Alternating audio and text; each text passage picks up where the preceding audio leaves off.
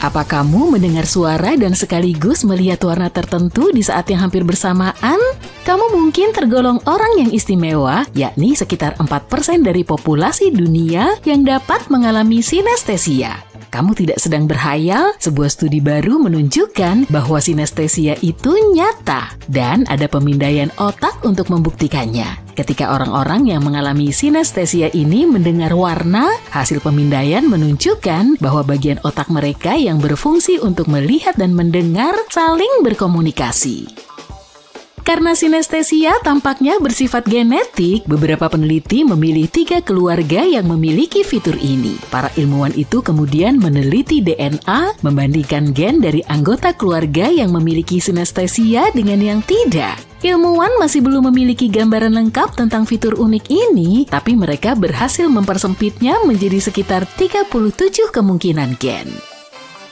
Terkadang setelah tidur siang dalam posisi yang tidak nyaman, kamu mungkin merasa lengan atau kakimu kesemutan atau mati rasa. Kamu akan berpikir bahwa itu semua berkaitan dengan sirkulasi darah yang buruk. Faktanya, itu mungkin disebabkan oleh hal yang disebut parestesia. Ini adalah saat tubuhmu mulai mengalami sensasi yang tidak biasa karena sarafmu tertekan atau terganggu. Parestesia bisa memberi sensasi apa saja, mulai dari sensasi terbakar hingga perasaan menjengkelkan seperti lengan atau kakimu yang tidak merespon sama sekali. Bahkan mungkin juga disertai rasa gatal atau rasa tertusuk-tusuk. Biasanya ini tidak akan memakan waktu lebih dari 30 menit. Goyangkan bagian tubuh yang terdampak dan prosesnya akan lebih cepat. Jika butuh waktu lebih lama dari itu atau jika kamu mengalami parestesia berulang tanpa alasan, sebaiknya periksakan dirimu ke dokter spesialis untuk memastikan semuanya baik-baik saja. Oh ya, kamu tahu apa yang perlu dicek juga? Coba cek apakah kamu sudah menyukai video ini dan berlangganan ke channel kami. Iya, cuma buat memastikan kamu gak kelewatan apapun. Biasanya kamu bahkan tidak memikirkan perutmu atau kandungan kimianya. Dapatkah kamu bayangkan jika suatu hari zat ini lenyap begitu saja? Zat ini mengandung asam klorida yang juga digunakan dalam pupuk, karet, dan baja. Kalau kamu menghirupnya, kamu akan mengalami masalah hidung dan pernapasan yang serius. Setiap kali kamu mengunyah sesuatu, perutmu mulai mengeluarkan cairan lambung. Cairan ini membantu karena dapat memecah protein, mengaktifkan pepsin, menyingkirkan bakteri yang mungkin telah kamu telan tanpa kamu sadari, dan memberi sinyal agar makananmu bergerak menuju pintu keluar. Tanpa asam, makanan hanya akan diam di sana, berubah menjadi tempat berkembang biak bakteri. Protein dan nutrisi tidak akan terserap, makan siang atau makan malammu mungkin akan mengalir begitu saja melalui sistem pencernaan dan kamu bisa saja membuang makanan yang tidak tercerna. Ada alasan kenapa luka akibat tersayat kertas sangat menyakitkan. Pertama, itu terjadi di ujung jarimu yang merupakan area yang sangat sensitif. Ini karena ujung jarimu penuh dengan reseptor dan itu seperti resepsionis di tubuhmu yang membantumu menentukan ukuran, bentuk, tekstur, dan suhu benda yang kamu sentuh. Ketika kamu tersayat kertas, reseptor ini langsung terpicu mengirimkan informasi yang tidak menyenangkan ke otak. Sayatan kertas juga tidak seperti irisan dari pisau tajam karena tepi kertas itu tumpul. Ini menyingkap lebih banyak reseptor tadi. Sayatan kertas tidak banyak mengeluarkan darah dan darah pun tidak menggumpal dengan baik karena saraf-saraf terbuka sehingga membuat rasa tidak nyaman menjadi semakin parah. Kita selalu menggunakan tangan kita sehingga luka ini terus terbuka kembali, membutuhkan waktu lama untuk sembuh. Kertas pun seringkali diolah dengan bahan kimia yang dapat mengiritasi kulitmu. Deja vu sepertinya muncul begitu saja. Kamu bukan penyihir dan kamu juga tidak berkomunikasi dengan siapapun dari dunia lain. Itu hanya otakmu yang malfungsi sejenak. Dan menurut para dokter, deja vu dialami ketika 2 bagian otak mengalami sedikit kesalahpahaman. 2 bagian otak ini terletak di setiap sisi tengkorakmu, tepat di atas pelipis. Kedua bagian otak ini seperti kartu memori otak yang membantumu mengingat hal-hal seperti lokasi atau wajah orang lain. Bagian otak ini bahkan menerjemahkan emosi dan memahami bahasa.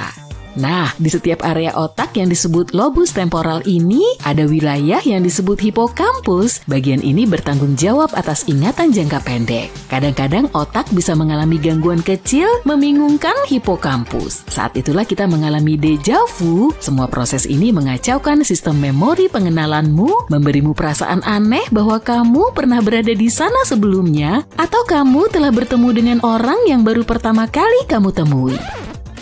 Ini adalah proses yang sepenuhnya normal dan kamu lebih mungkin mengalami deja vu jika kamu berusia antara 15 sampai 25 tahun. Tampaknya orang-orang yang sering bepergian atau memiliki kemampuan untuk mengingat mimpi lebih sering mengalami deja vu. Sulit untuk membayangkan jika seluruh peradaban dapat bertahan tanpa ada yang memiliki penglihatan. Itu sangat nggak mungkin kan? Dan inilah alasannya. Pertama, bayangkan jika kamu mencoba menanam makanan saat kamu bahkan tidak bisa melihat. Apa yang kamu lakukan? Menyiapkan tanah akan berubah menjadi mimpi buruk karena tanpa penglihatan kita akan tersesat di, katakanlah, ladang gandum yang sangat luas tanpa petunjuk. Mengumpulkan makanan yang sedikit juga tidak akan mudah. Hewan-hewan mungkin mengintai di mana-mana dan siap melukai kita. Komunikasi akan menjadi rumit karena kita tidak akan bisa membaca sesuatu tanpa menyentuhnya. Bahkan kehidupan sosial kita akan berbeda. Tanpa mata, kita hanya bisa mengandalkan suara. Berbicara dengan seseorang tanpa mengetahui siapa yang mendengarkan, seram. Kalau kamu pernah makan cabai pedas, kamu pasti tahu bahwa cabai itu secara teknis tidak panas dari segi suhunya. Jadi kenapa rasanya seperti terbakar meski baru saja dikeluarkan dari kulkas? Nah, makanan pedas memiliki bahan kimia yang mengelabui tubuhmu untuk menyalakan pendingin internalnya. Pertama, bibir dan lidahmu terasa seperti terbakar, kemudian hidungmu mulai terasa berair, dan kamu bahkan mungkin meneteskan 1 atau 2 bulir air mata. Pembuluh darahmu melebar dan tiba-tiba suhu tubuhmu naik. Untuk mendinginkannya, kamu mulai berkeringat. Paru-parumu mungkin juga ikut serta dan memberi sinyal pada diafragmamu untuk membuat cegukan. Semua itu dalam upaya untuk mengusir penyusup yang berapi-api tadi. Dalam kebanyakan kasus, semua pemicu tubuh ini disebabkan oleh zat yang disebut capsaicin yang sering ditemukan dalam cabai seperti habanero dan cabai rawit. Meskipun kita mungkin merasa seperti bergerak-gerak dalam mimpi, tapi sebenarnya tidak karena adanya sistem yang kompleks dalam tubuh kita. Hal ini membuat otot-ototmu tidak melakukan hal-hal yang di luar batas karena cerita-cerita liar yang mungkin muncul di otak kita di malam hari. Ternyata sebagian besar kimiawi otak ini terjadi selama fase rapid eye movement atau REM sekitar 90 menit setelah kamu tertidur. Selama REM, otakmu mengalami beberapa mimpi yang paling aneh, sementara otot-otot sukarelamu seperti lengan dan kaki non-aktif. Penguncian otot ini adalah alasan kenapa beberapa orang terbangun dan tidak dapat bergerak, dan inilah yang disebut kelumpuhan tidur atau yang sering kita sebut ketindihan.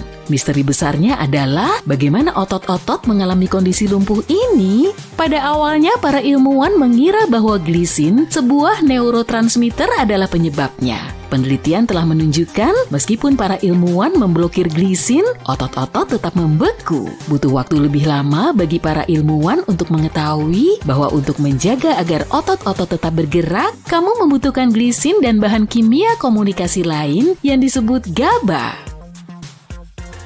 Kita tidak berbulu selebat nenek moyang kita, tapi kita masih merinding saat kedinginan. Ini karena otot-otot kecil di folikel rambut kita yang disebut erector pili yang menarik rambut kita ke atas. Bagi hewan berbulu, fitur ini membantu menjaga mereka tetap hangat, tapi bagi kita, fitur ini tidak banyak membantu dalam hal panas. Namun, kita dan beberapa makhluk lain yang tidak berbulu tetap mempertahankan kemampuan ini.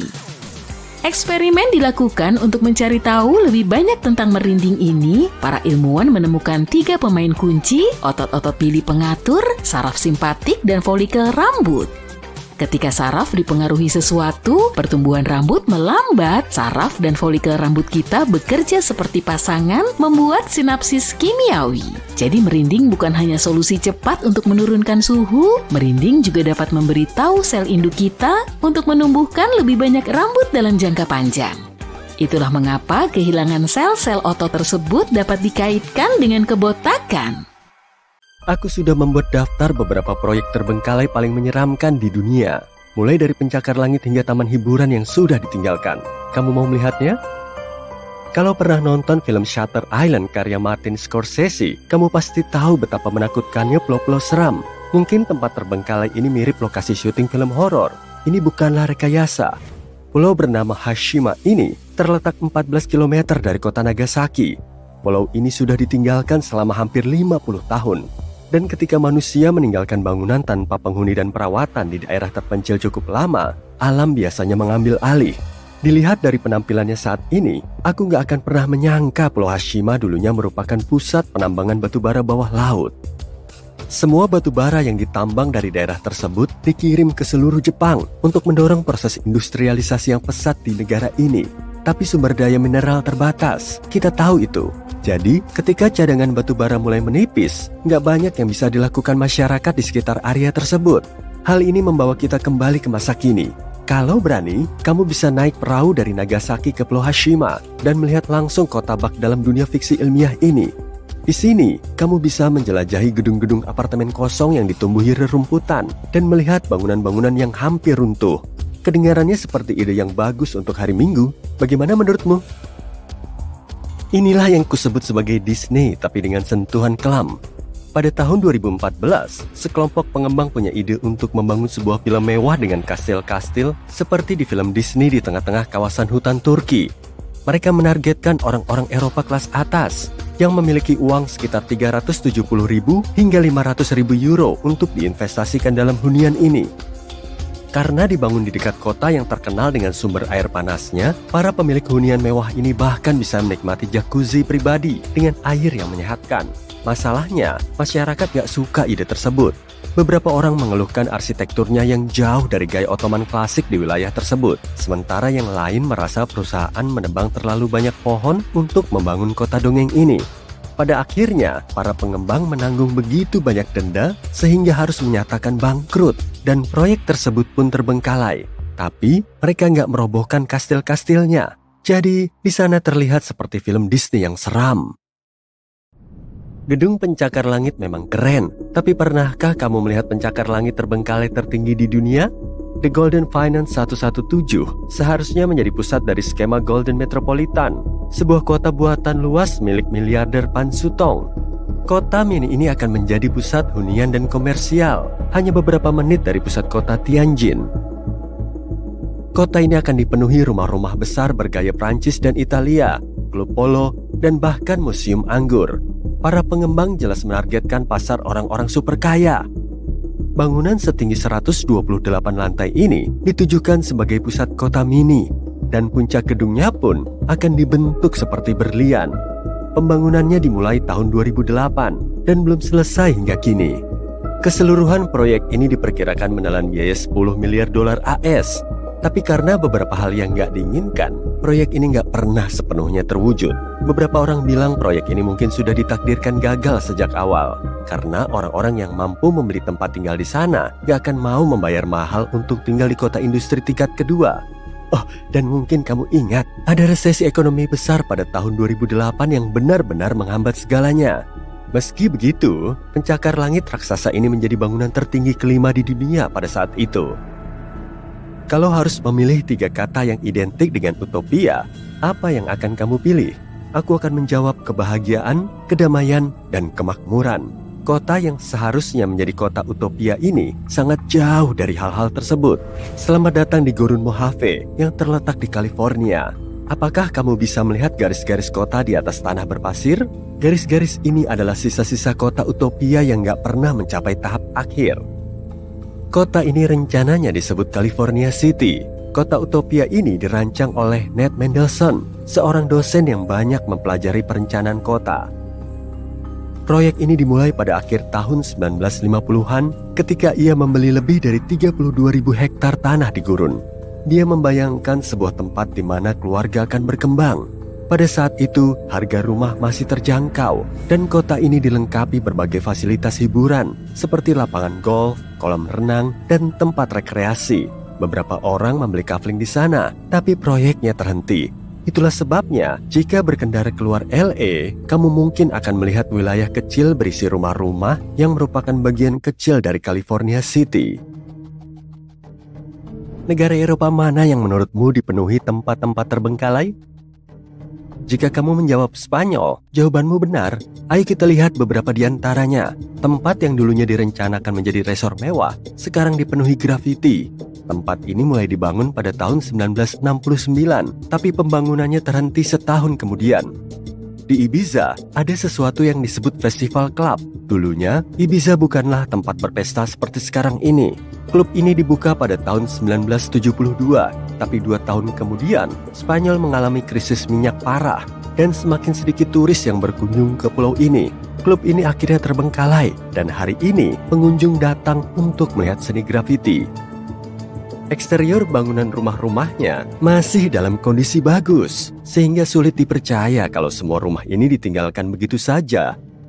Menurut penjelajah yang menemukannya, rumah-rumah ini sudah ditinggalkan sejak tahun 2008. Sekali lagi, tahun resesi yang mengerikan itu. Perusahaan yang membangunnya bangkrut pada kuartal terakhir pembangunan kondominium dan menelantarkan proyek ini di tahap akhirnya. Sungguh akhir yang menyedihkan. Di Miami Beach, kamu bisa menemukan hotel mewah yang pernah menjadi tempat konser The Beatles, tapi kini terbengkalai. Pada akhir tahun 1950-an, tempat ini menjadi tujuan favorit para selebritas, seperti Frank Sinatra. Saat ini, Deauville Resort sudah dirobohkan. Resort ini ditutup pada tahun 2017, setelah kebakaran merusak sebagian struktur bangunan. Selama beberapa waktu, hotel ini dibiarkan begitu saja, dengan perabotan dan memorabilia masih tertinggal di dalamnya. Ayo kita lihat seperti apa penampakannya. Pintu masuk utama dan lobi memancarkan suasana tahun 1950-an. Dapurnya masih dilengkapi peralatan masak dan makan. Kamar mandinya memiliki bilik dan pengering rambut yang bisa digunakan. Dan kita bisa menemukan kunci kamar elektronik yang berserakan di lantai. Ballroom utama hotel menjadi tempat berlangsungnya berbagai pertunjukan. Pada tahun 1964, The Beatles mengadakan konser di sana yang membuat ribuan penggemar tanpa tiket berdiri di luar, menunggu untuk melihat sekilas para bintang. Deauville mungkin telah menjadi bagian besar dari sejarah budaya Amerika, tapi hari ini tempat ini nggak lebih dari situs yang terbengkalai.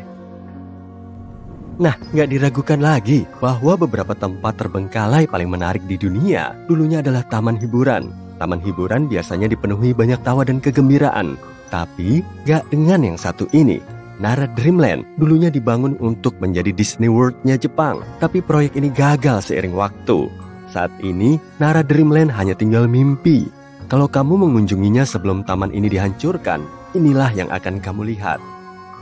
Jantungmu akan berdetak lebih cepat dari biasanya saat melewati roller coaster yang tertutup kabut. Apa itu dimaksudkan sebagai Matterhorn? Yap, segala yang ada di tempat ini membuatmu merasa nggak seharusnya berada di sana. Tapi kamu sangat penasaran. Di lantainya, berceceran banyak gulungan tiket dan boneka-boneka yang sudah rusak. Ingin masuk ke restoran yang kosong?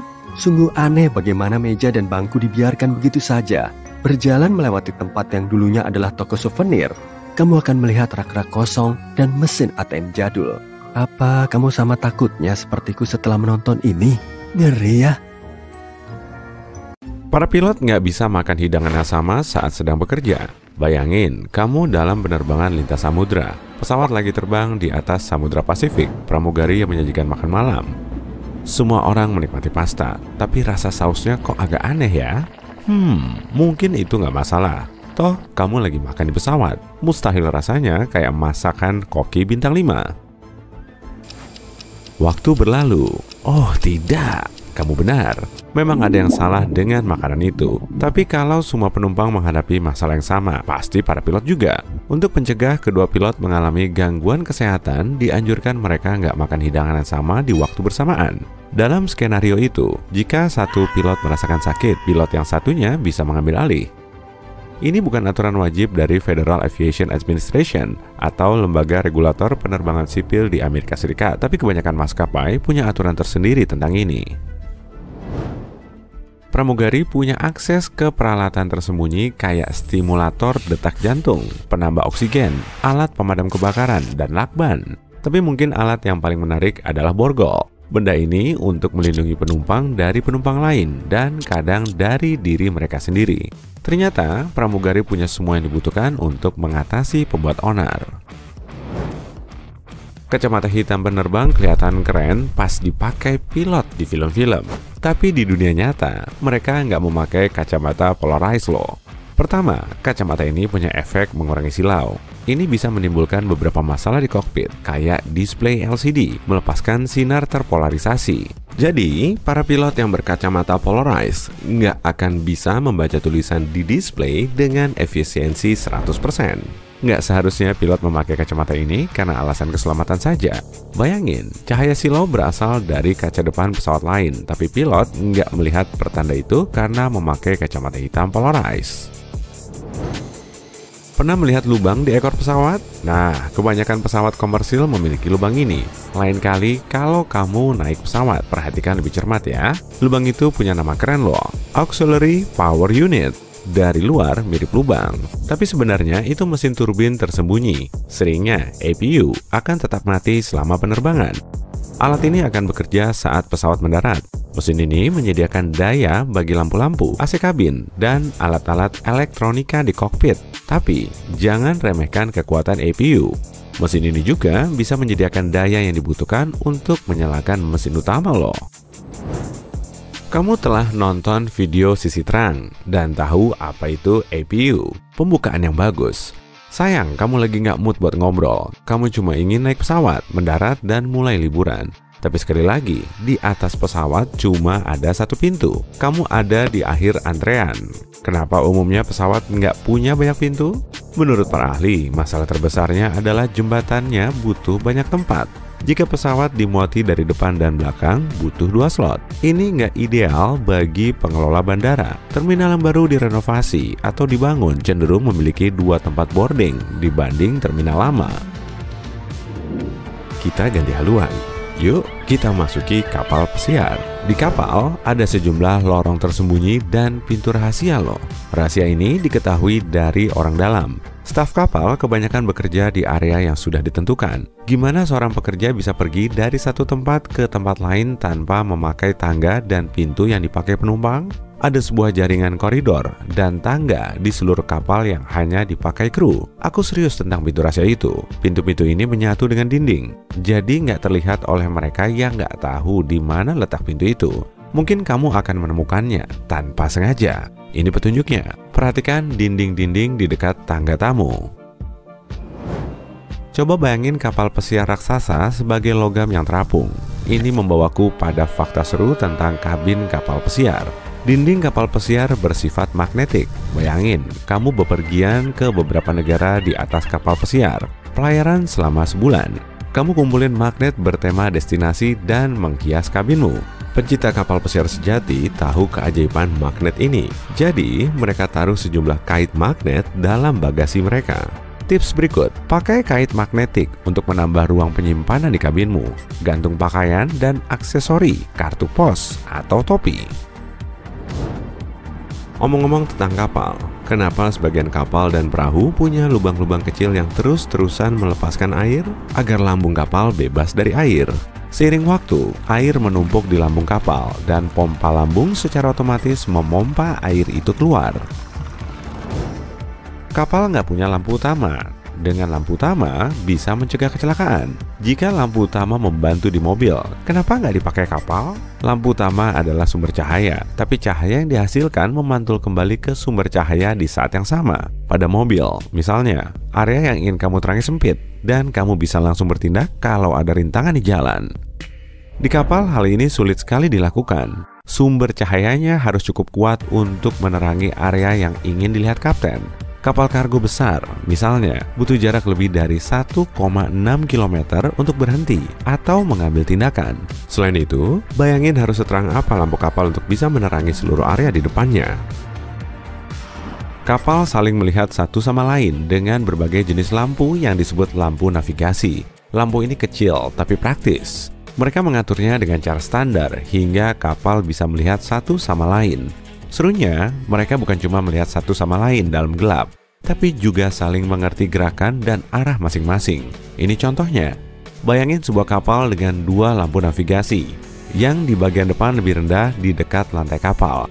Yang satunya yang di bagian belakang kapal jauh tinggi. Ini berarti kapal itu bergerak ke kanan. Kapal ini bisa melewati kapal lain dengan aman tanpa menabraknya. Kereta api nggak dilengkapi dengan sabuk pengaman.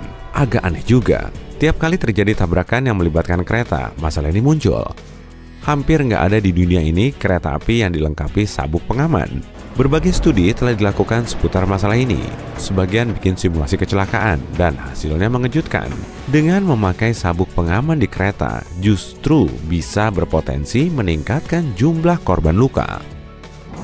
Di mobil, sabuk pengaman sangat efektif untuk melindungi penumpang dan selalu dipakai. Logika di balik sabuk pengaman adalah melindungi orang ketika tabrakan menyebabkan berkurangnya kecepatan yang mendadak. Sedang kereta membawa begitu banyak momentum hingga nggak bisa berhenti dengan cepat. Di pesawat, penumpang memakai sabuk pengaman saat lepas landas, mendarat, dan jika terjadi turbulensi. Di kereta, nggak ada hal-hal seperti itu. Masuk dan keluar stasiun bukan risiko tinggi. Para ahli percaya fokus dan investasi adalah cara lain untuk meningkatkan keselamatan di kereta. Sekarang, kamu lagi naik kereta. Kamu lihat keluar jendela. Ada batu-batu kecil di sepanjang jalur kereta yang mengiringi perjalananmu. Secara resmi, batu-batu ini dikenal sebagai balas. Perannya sangat penting. Balas menyangga dan memelihara trek kereta. Batu-batu itu bukan ada di sana secara kebetulan. Sekarang, lihat batu-batu itu lebih dekat. Bisa kamu lihat, di trek kereta nggak ada satupun batu yang dipotong halus. Sebab ini bukan batu biasa yang dituang secara acak di rel kereta. Tiap batu punya tepi yang tajam. Tepi yang tajam saling menahan.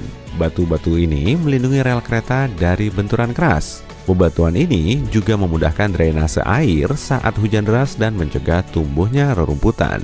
Nah, bayangin kalau bebatuan itu diganti dengan kerikil bulat. Kerikil ini akan meluncur, lambat laun balas akan menyebar, dan trek kereta akan runtuh. Hal yang paling nggak kamu inginkan untuk terjadi, terutama jika kamu penumpang kereta itu. Yuk kita cari tahu sesuatu yang mengagumkan tentang racun. Tidak, ini bukan video yang berisi 10 besar hewan paling berbisa. Memang ada beberapa video seperti itu di sini, tapi kali ini intinya berbeda. Kita akan mencari tahu tentang sifat zat-zat ini yang berbahaya bagi makhluk hidup manapun. Ada 2 gelas di depanmu. Gelas pertama penuh dengan susu basi dan gelas lainnya berisi bisa dari salah satu ular paling berbahaya di dunia, Vipera aspis. Bagaimana menurutmu? Cairan dari gelas manakah yang dapat menyebabkan konsekuensi negatif bagi kesehatanmu? Jawaban yang benar adalah susu basi. Susu basi dapat menyebabkan kembung, gangguan pencernaan, dan mulas. Tapi jika kamu meminum bisa ular, tidak akan terjadi apa-apa. Faktanya bisa ular adalah sejenis protein dan asam lambung memecah protein ini seperti pada makanan lainnya. Toksin yang terkandung dalam racun hanya berbahaya jika bersentuhan dengan darah. Oleh karena itu, jika kamu ada luka di mulut atau perut, maka kamu akan mengalami masalah. Tapi selama racun tersebut tidak bersentuhan dengan sistem peredaran darah, kamu nggak perlu khawatir. Tapi tidak selalu seperti itu sih. Beberapa hewan mengeluarkan racun yang dapat menembus tubuhmu hanya dengan kontak fisik sekecil apapun. Tapi binatang berbisa harus mengantarkan zat berbahaya ini ke dalam darahmu. Dan omong-omong, inilah perbedaan antara beracun dan berbisa. Dikatakan beracun adalah saat hewan mampu meracunimu secara pasif, misalnya jika kamu menyentuhnya. Hewan tersebut tidak melakukan apa-apa dan racunnya dilepaskan dari tubuhnya secara konstan. Katak panah beracun cuma nongkrong di hutan Amerika Selatan dan tidak menyerang siapapun, tapi semua orang takut menyentuhnya karena kulitnya mengeluarkan salah satu racun paling berbahaya di bumi. Partikel-partikel toksin yang terkandung dalam racun hewan ini sangat kecil, sehingga mudah masuk ke dalam pori-pori kulit kita dan menyebabkan reaksi yang hebat di dalam tubuh. Tapi hewan berbisa memiliki partikel racun yang lebih besar yang dapat masuk ke dalam tubuh hanya melalui suntikan. Hewan berbisa menggigit dan menyengat untuk menyalurkan racunnya ke dalam darah. Ular berbisa, tawon, laba-laba, dan makhluk lainnya menggunakan bisa untuk menyerang mangsanya. Katak beracun atau ikan yang kulitnya mengandung racun menggunakan toksin untuk mempertahankan diri. Itulah perbedaannya. Salah satu makhluk paling berbisa di dunia adalah ubur-ubur kotak. Saat menyengat, ubur-ubur ini menyuntikkan bisa yang sangat kuat ke dalam tubuh musuhnya yang mampu mempengaruhi sistem saraf dan sel-sel kulit. Ubur-ubur ini tidak hanya berbahaya bagi makhluk laut, tapi bagi manusia juga. Toksinnya bekerja dengan cepat dan dapat menyebabkan masalah kesehatan yang serius dalam hitungan menit. Salah satu makhluk paling beracun di dunia selain katak panah beracun adalah ikan buntal. Iya, makanan lezat Jepang yang terkenal itu. Banyak yang mungkin pernah mendengar bahwa jika juru masak salah menyiapkan ikan ini bisa menjadi beracun bahkan setelah dipanaskan. Toksik ikan ini 1000 kali lebih kuat daripada sianida. Jumlah racun di dalam satu ekor ikan buntal mengandung toksin yang cukup untuk mencelakakan puluhan orang. Ketika merasakan adanya bahaya, ikan buntal akan menelan banyak udara bersama dengan air dan ukurannya pun membesar. Dalam kondisi ini, duri-durinya yang mengandung racun menjadi lebih berbahaya, jadi jangan pernah menyentuh ikan ini kalau kamu melihatnya di laut ya. Ada lagi jenis penggunaan racun yang lain, ini disebut kompetisi intraspesifik. Kamu bisa menemukannya pada mamalia berbisa seperti platypus Australia. Ada jarum-jarum kecil di telapak kaki hewan ini yang mengeluarkan racun. Platypus dapat melumpuhkan lawannya dengan satu tendangan, tapi hewan ini juga menggunakan racun selama kompetisi kawin. Tubuhnya meningkatkan sifat racun untuk mengalahkan pesaing selama memperebutkan betina. Dua pejantan berjuang untuk melemahkan satu sama lain. Pejantan yang racunnya lebih efektif akan memenangkan pertarungan. Beberapa hewan harus menggigit dan menyengat untuk menggunakan bisanya, sementara hewan lainnya hanya menunggu sentuhan orang lain. Tapi gimana dengan makhluk kecil yang melepaskan racunnya seperti anak panah ini? Perkenalkan siput kerucut, dia bersembunyi di dalam rumahnya dan menunggu ikan kecil berenang mendekat. Kemudian, dia melepaskan tombak beracun dari belalainya dan melumpuhkan ikan tersebut. Kemudian siput menelan mangsanya secara utuh seperti seekor anaconda. Bisa dari hewan kecil ini juga berbahaya bagi manusia karena menyebabkan masalah parah pada pernapasan, penglihatan, dan masalah lainnya. Namun begitu, zat yang terkandung dalam bisa siput kerucut juga bisa digunakan dokter untuk membuat analgesik yang kuat. Dan ini bukan satu-satunya kasus saat bisa hewan digunakan dalam pengobatan. Kadal beracun yang disebut monster gila melepaskan neurotoksin yang diproduksi di kelenjar ludahnya saat menggigit. Karena bisa ini, gigitan hewan ini dianggap sebagai salah satu gigitan hewan yang paling menyakitkan di dunia.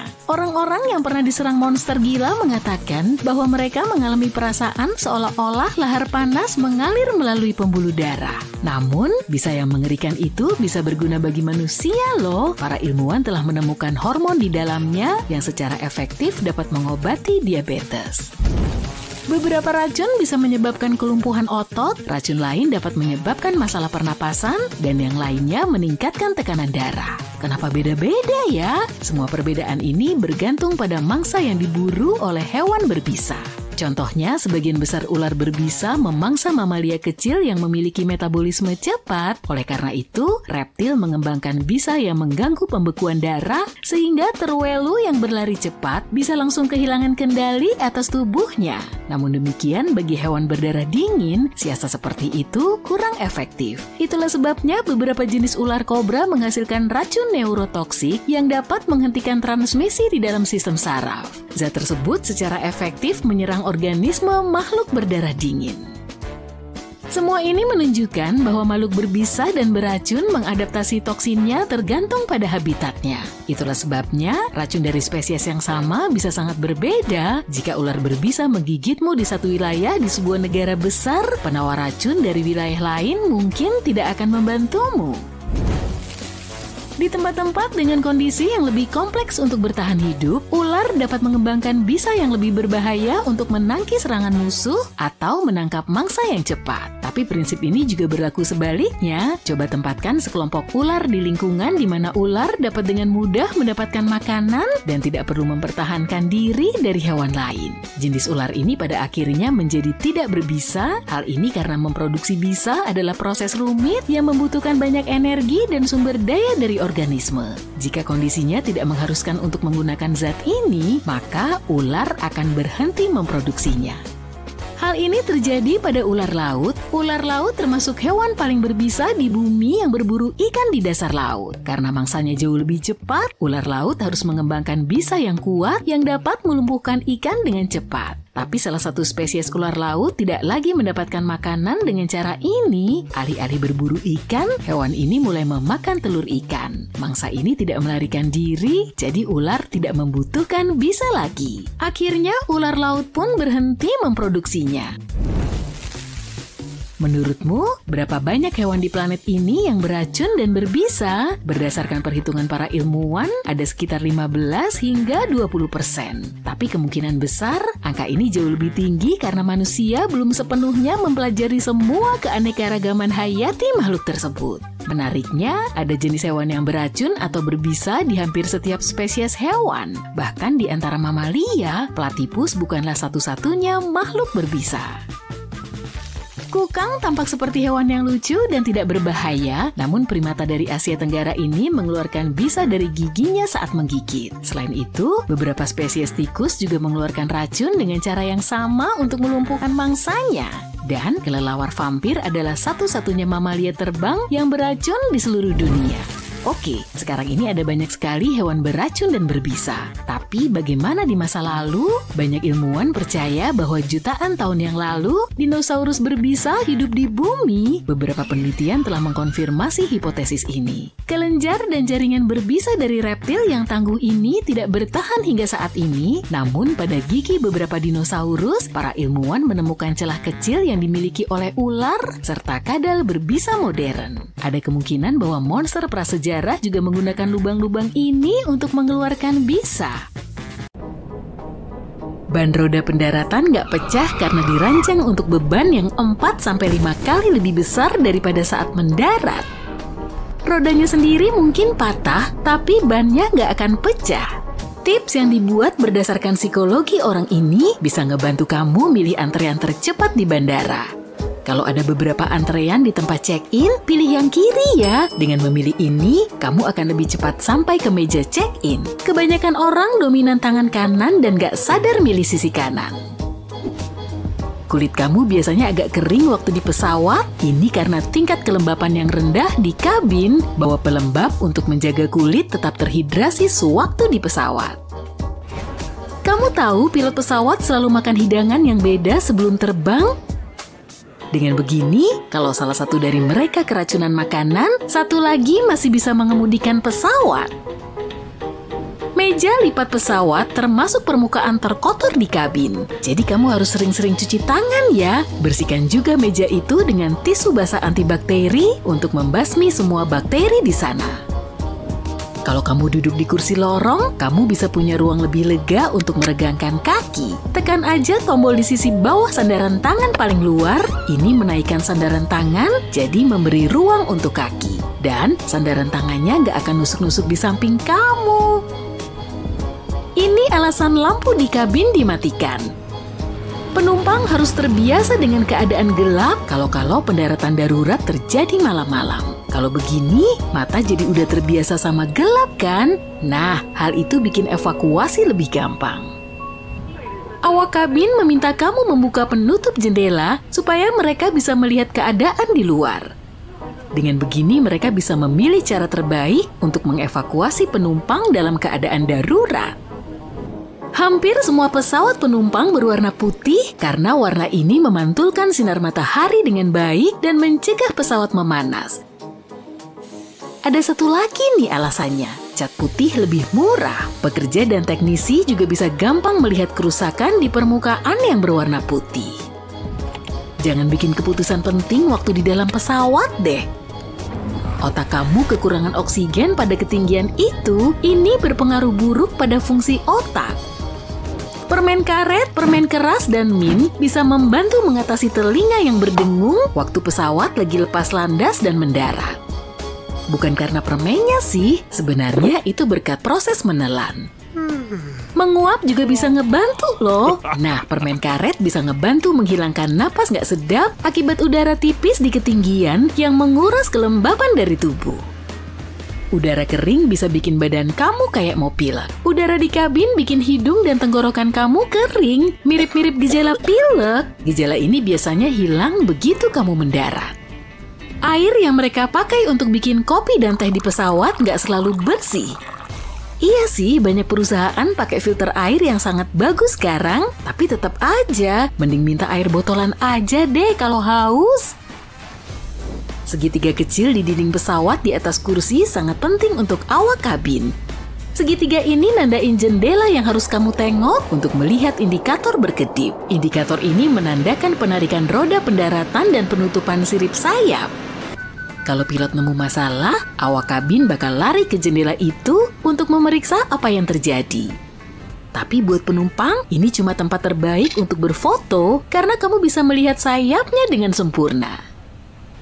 Pilih kursi di tengah kabin pas di atas sayap kalau kamu mabuk udara. Area ini lebih stabil dan gak begitu berguncang waktu terjadi turbulensi.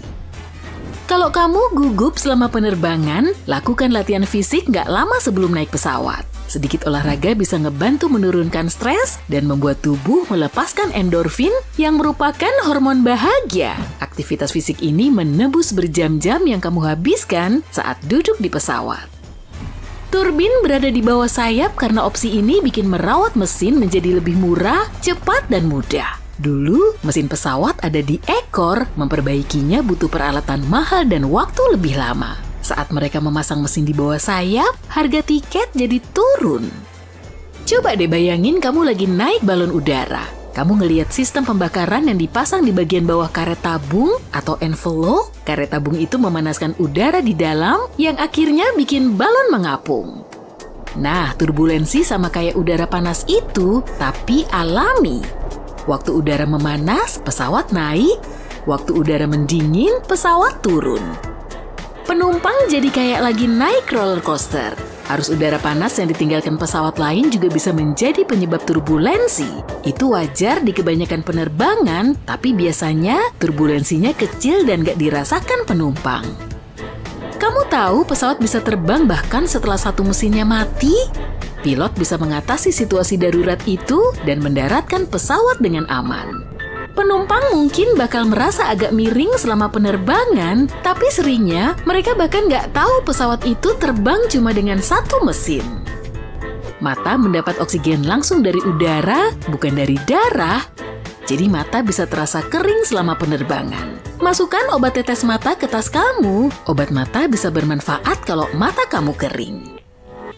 Membawa banyak cairan ke pesawat jelas dilarang karena beberapa zat berbahaya bisa dengan mudah larut dalam air. Kalau pesawat harus mendarat di air, sayapnya bisa jadi bantalan penyelamat. Tangki bahan bakar yang kosong juga ngebantu pesawat mengapung. Ngomong-ngomong, pesawat bisa mengapung selama 10 menit sampai 1 jam sebelum tenggelam. Hal ini bergantung pada model, kondisi cuaca, dan kemampuan pilot.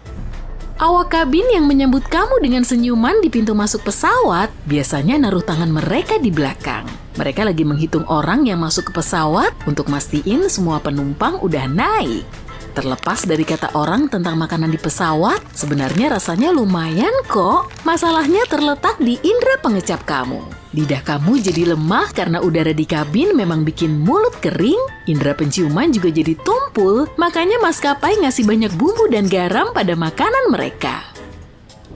Emang bener rambut tumbuh lebih cepat waktu kita naik pesawat? Nggak juga ah! Ilmuwan belum bisa ngebuktiin ini. Mitos ini muncul di awal abad ke-20 waktu beberapa penumpang menyadari pangkal janggut mereka memanjang selama penerbangan. Wajar kok kalau kepala kita sakit saat terbang, terutama setelah lepas landas. Kamu mencapai ketinggian yang melebihi Gunung Everest kira-kira dalam 10 menit. Perubahan ini terjadi terlalu cepat sampai badan nggak bisa menyesuaikan. Sabuk pengaman di pesawat membentang di perut biar kamu nggak terbanting ke langit-langit saat terjadi turbulensi. Saat turbulensi, pesawat mulai naik dan turun, sabuk pengaman pinggang menahan kamu di kursi dengan aman. Sementara itu, sabuk pengaman di mobil melindungi orang dari benturan horizontal. Pesawat punya perlindungan khusus dari petir, meskipun pesawat disambar petir, penumpang nggak akan ngerasain itu. Pesawat dilapisi aluminium yang menghantarkan arus listrik, tapi mencegahnya masuk ke pesawat. Elektronik dan tangki bahan bakar juga punya perlindungan ekstra. Kursi pesawat sangat nggak nyaman karena maskapai nyoba masukin jumlah maksimum penumpang ke pesawat, makanya kursinya jadi berdesakan. 2 baris tambahan berarti 12 penumpang lagi. Maskapai juga bikin kursi penumpang lebih ringan untuk menghemat biaya bahan bakar. Beban tambahan yang kelihatannya nggak seberapa ini bisa merogoh puluhan juta rupiah. Ngomong-ngomong, kursi pesawat punya lapisan tahan api. Lapisan ini diperlukan untuk mencegah api menyebar jika terjadi kecelakaan. Petugas bandara menyerahkan tas yang nggak diambil ke pusat khusus. Kalau pemiliknya nggak datang dalam 3 bulan, tas itu akan dijual di toko khusus. Dulu kamu nggak bisa nyalain ponsel di pesawat karena ponsel berbahaya banget untuk navigasi kan? Sinyal radio ponsel bisa mengganggu pengaturan di kelistrikan pesawat. Masker oksigen jatuh bukan cuma saat ada turbulensi kencang, tapi juga saat tekanan udara di dalam kabin berubah drastis. Penumpang baik-baik aja kalau memakai masker oksigen, tapi kejadian-kejadian itu dianggap situasi darurat. Dan pilot berusaha untuk cepat-cepat turun ke ketinggian aman supaya penumpang bisa bernapas tanpa masker oksigen. Pada bulan Desember tahun 2014, seluruh distrik di Budapest diselimuti oleh kristal es. Pohon-pohon di daerah tersebut tidak dapat menahan tekanan dari es dan mulai tumbang. Itu adalah kejadian menyeramkan yang disebut kabut es. Ketika hal itu terjadi, suhu turun secara signifikan, membekukan semua yang ada di sekitarnya, seperti yang dilakukan Dementor dalam film Harry Potter. Semua itu terjadi karena perubahan suhu. Ini tidak hanya mengacaukan apa yang bisa kamu lihat, tapi juga menciptakan pilar-pilar hantu dan lingkaran cahaya yang bersinar dalam gelap. Kabut es terdiri dari kristal-kristal es yang sangat kecil. Ketika suhu di bawah minus 10 derajat Celcius, tetesan air di udara akan membeku dan berubah menjadi kristal es. Sampai saat itu, kristal-kristal tersebut tetap berbentuk cair, kecuali jika menemukan sesuatu untuk dibekukan. Kabut es biasanya terbentuk di bagian dunia yang dingin, seperti Kutub Utara atau Antarktika. Kasus di Budapest ini adalah sebuah plot twist.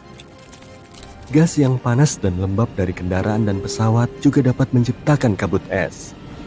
Sebuah pesawat lepas landas pada hari yang dingin dan boom, ada begitu banyak kabut es sehingga pesawat berikutnya tidak dapat melihat apapun. Hal itu terkadang terjadi. Kabut es tidak sama dengan debu berlian, yaitu ketika kristal es yang jarang jatuh dari langit yang cerah. Kabut ini terbentuk ketika kelembapan udara yang sangat tinggi, hampir 100%, dan suhu udara turun jauh di bawah 0 derajat Celcius. Hal ini menciptakan kristal es di udara dan akhirnya mengendap di permukaan yang berbeda. Menariknya, para pemukim awal mengira kristal-kristal es ini bisa masuk ke dalam paru-paru mereka dan menyebabkan masalah. Ada banyak formasi es menarik lainnya, seperti es kelinci. Ini terjadi ketika udara dingin tapi tanah belum menerima getaran dingin. Getah di dalam batang tanaman mengembang saat membeku, membuat batangnya terbuka. Setelah hal itu terjadi, cairan akan keluar, bertemu dengan udara yang dingin dan berubah menjadi lapisan es yang tipis, menciptakan formasi seperti kelopak bunga atau pita yang indah. Cahaya gempa adalah fenomena aneh dan unik lainnya. Ketika gempa berkekuatan 8,1 skala Richter menghantam Meksiko pada tahun 2000, gambar-gambar cahaya hijau dan biru yang aneh di langit membanjiri media sosial. Cahaya gempa yang disebut-sebut berasal dari Meksiko ini menambah lapisan misteri lainnya. Mirip dengan bola petir, cahaya gempa sangat jarang terjadi. Sangat menarik tapi sulit untuk dipahami oleh para ilmuwan. Yang membuatnya sulit adalah bahwa contoh-contoh luminositas di sekitar gempa bumi tidak semuanya terlihat sama. Ada banyak teori dan mitos tentang hal ini. Cahaya-cahaya tersebut dapat muncul dalam berbagai bentuk, rupa, dan warna. Menurut sejarah, para peneliti memeriksa 65 catatan tentang cahaya ini yang berasal dari tahun 1650 Masehi. Misalnya pada tanggal 12 November 1988, orang-orang melaporkan adanya bola cahaya berwarna ungu merah muda yang terang di sepanjang sungai Saint Lawrence di Quebec, hanya 11 hari sebelum terjadinya gempa bumi yang dahsyat. Di Pisco, Peru, cahaya tersebut berbentuk kilatan terang yang terekam kamera keamanan sebelum gempa bumi berkekuatan 8 skala Richter pada tahun 2007. Dan sebelum gempa bumi berkekuatan 2,9 skala Richter di L'Aquila, Italia, orang-orang melihat kilatan cahaya berkedip-kedip di atas jalan batu. Namun masih ada perdebatan tentang apakah cahaya gempa itu nyata atau tidak. Survei Geologi AS agak berhati-hati. Tidak yakin apakah laporan individu tentang pencahayaan yang tidak biasa di sekitar waktu dan tempat gempa bumi benar-benar mewakili cahaya gempa. Dalam sebuah penelitian, para ilmuwan berteori bahwa cahaya ini disebabkan oleh muatan listrik yang aktif pada jenis batuan tertentu selama aktivitas seismik, seperti menyalakan baterai di kerak bumi. Beberapa batuan seperti basal dan gabbro memiliki cacat kristal yang sangat kecil. Cacat tersebut dapat melepaskan muatan listrik ke udara. Para peneliti memperkirakan bahwa kondisi yang dibutuhkan untuk menciptakan cahaya ini hanya terjadi pada kurang dari 0,5% gempa bumi di seluruh dunia. Hal ini dapat menjelaskan kelangkaannya. Mereka juga mencatat bahwa cahaya tersebut cenderung lebih sering muncul sebelum atau selama gempa bumi daripada sesudahnya. Sebuah penelitian sebelumnya menunjukkan bahwa tekanan tektonik dapat menciptakan efek piezoelektrik, di mana batuan yang mengandung kuarsa menghasilkan medan listrik yang kuat sehingga dikompresi. Namun mempelajari cahaya gempa sangat sulit karena tidak dapat diprediksi dan berumur pendek. Saatnya membahas tentang lingkaran mendadak di sekitar bulan atau matahari. Kamu sedang berjalan-jalan dengan teman dan tiba-tiba melihat lingkaran cahaya matahari. Itu adalah peringatan alam. Salju atau hujan badai akan turun. Lingkaran cahaya ini terbentuk ketika miliaran kristal es kecil di awan membiaskan sinar matahari. Tahanlah godaan untuk menatap keajaiban ini secara langsung, karena dapat merusak matamu. Gunakan kacamata hitam dan kagumi pemandangan ini selama sekitar 40 menit. Alam juga mengirimkan peringatan dini lainnya. Jika air laut surut secara misterius, memperlihatkan karang dan ikan, tsunami mungkin akan datang. Waspadai arus pecah di pantai. Hiu mungkin melarikan diri dari badai jika datang sangat dekat. Merasa bulu kudukmu berdiri dan perhiasanmu berdengung? Petir mungkin menyambar di dekatmu. Carilah tempat berlindung. Longsoran salju, badai hijau, dan danau di dekat gunung berapi adalah potensi bahaya. Gelombang laut persegi sangat berbahaya. Penjelajahan gua saat bulan purnama dapat merenggut nyawamu. Jika lautan berubah menjadi coklat kemerahan, hindari berenang. Mungkin ada ganggang beracun di dalamnya. Hewan juga bisa merasakan adanya bencana. Jika mereka bertingkah aneh, waspadalah. Ada cahaya biru yang memukau di sekitar kepulauan Matsu pada malam-malam musim panas. Hal ini disebabkan oleh makhluk kecil bercahaya. Wisatawan senang menyaksikan pemandangan indah ini, tapi ini juga ada sisi negatifnya. Dinoflagellata ini beracun dan semakin besar setiap tahunnya, seperti yang diungkap oleh sebuah penelitian. Meskipun terlihat romantis, fenomena ini berbahaya. Sebuah tim ahli kelautan menggunakan data satelit untuk melacak pertumbuhannya selama 19 tahun. Setelah menganalisis hampir 1000 gambar satelit, mereka menyimpulkan bahwa makhluk ini meluas ke perairan yang lebih dalam. Sayangnya, perluasan ini menimbulkan ancaman bagi kehidupan laut. Perkembangan air mata biru dapat meracuni ikan dan penyu dan bahkan mempengaruhi kesehatan manusia. Meskipun Dinoflagellata itu sendiri tidak beracun, makanannya, ganggang beracun, melepaskan bahan kimia berbahaya ke dalam air. Proses ini juga menguras oksigen sehingga membahayakan hewan-hewan laut. Penyebab utamanya masih belum jelas. Tapi polusi dari pertanian di Sungai Yangtze tampaknya memainkan peran penting. Limpasan pertanian membawa nutrisi yang memicu berkembangnya fenomena ini. Selama pembangunan proyek bendungan Tiga Ngarai, ukurannya berkurang ketika aliran sungai menurun. Setelah bendungan selesai dibangun dan sungai mulai mengalir deras lagi, fenomena ini kembali tumbuh. Tim memperkirakan bahwa air mata biru akan terus berkembang, menimbulkan ancaman berkelanjutan bagi kehidupan laut dan menciptakan perairan yang lebih bercahaya. Angin katabatik atau angin drainase terjadi ketika udara dingin yang pekat turun dari tempat yang lebih tinggi ke lereng karena gravitasi. Angin ini bisa sangat kuat, terkadang mencapai kecepatan angin topan, tapi jarang terjadi. Tidak seperti semua angin lereng, angin katabatik seperti Bora di Laut Adriatik atau Santa Ana di California berasal dari udara yang mendingin di permukaan yang lebih tinggi, seperti dataran tinggi atau pegunungan. Saat turun, udara menjadi hangat. Suhunya tergantung pada daerah sumbernya. Di Antartika, angin katabatik sangat penting dalam membentuk medan angin. Di wilayah seperti Greenland dan Antartika, angin ini dapat menjadi sangat kuat mencapai kekuatan badai. Angin ini berkontribusi pada fenomena unik seperti lembah kering di McMurdo di Antartika dan terkait dengan bahaya seperti angin di Williwaw di Kepulauan Fujian dan Alaska. St. Elmo's Fire adalah fenomena alam yang patut disebutkan. Fenomena ini terjadi saat badai petir atau letusan gunung berapi ketika ada medan listrik yang kuat di sekitar area tersebut. Fenomena ini menciptakan cahaya kebiruan atau ungu di sekitar benda-benda seperti tiang kapal, tepi pesawat, atau benda tajam. Cahaya ini disebabkan oleh molekul udara yang terionisasi dan lebih terlihat dalam kondisi rendah cahaya. Cahaya ini adalah suatu bentuk plasma, dan ini terjadi apabila medan listrik di sekitar suatu objek menyebabkan ionisasi molekul udara. Hal ini bisa terjadi selama badai petir karena ada perbedaan tegangan tinggi antara awan dan tanah. Titik-titik tajam memudahkan terjadinya St. Elmo's Fire karena medan listrik lebih terkonsentrasi di area tersebut. Warna yang kamu lihat, biru atau ungu, berasal dari fluoresensi nitrogen dan oksigen di atmosfer bumi. Mirip dengan cara kerja lampu neon, tapi dengan gas yang berbeda. Dari Yunani kuno hingga Cina abad ke-15, fenomena ini terlihat sepanjang sejarah.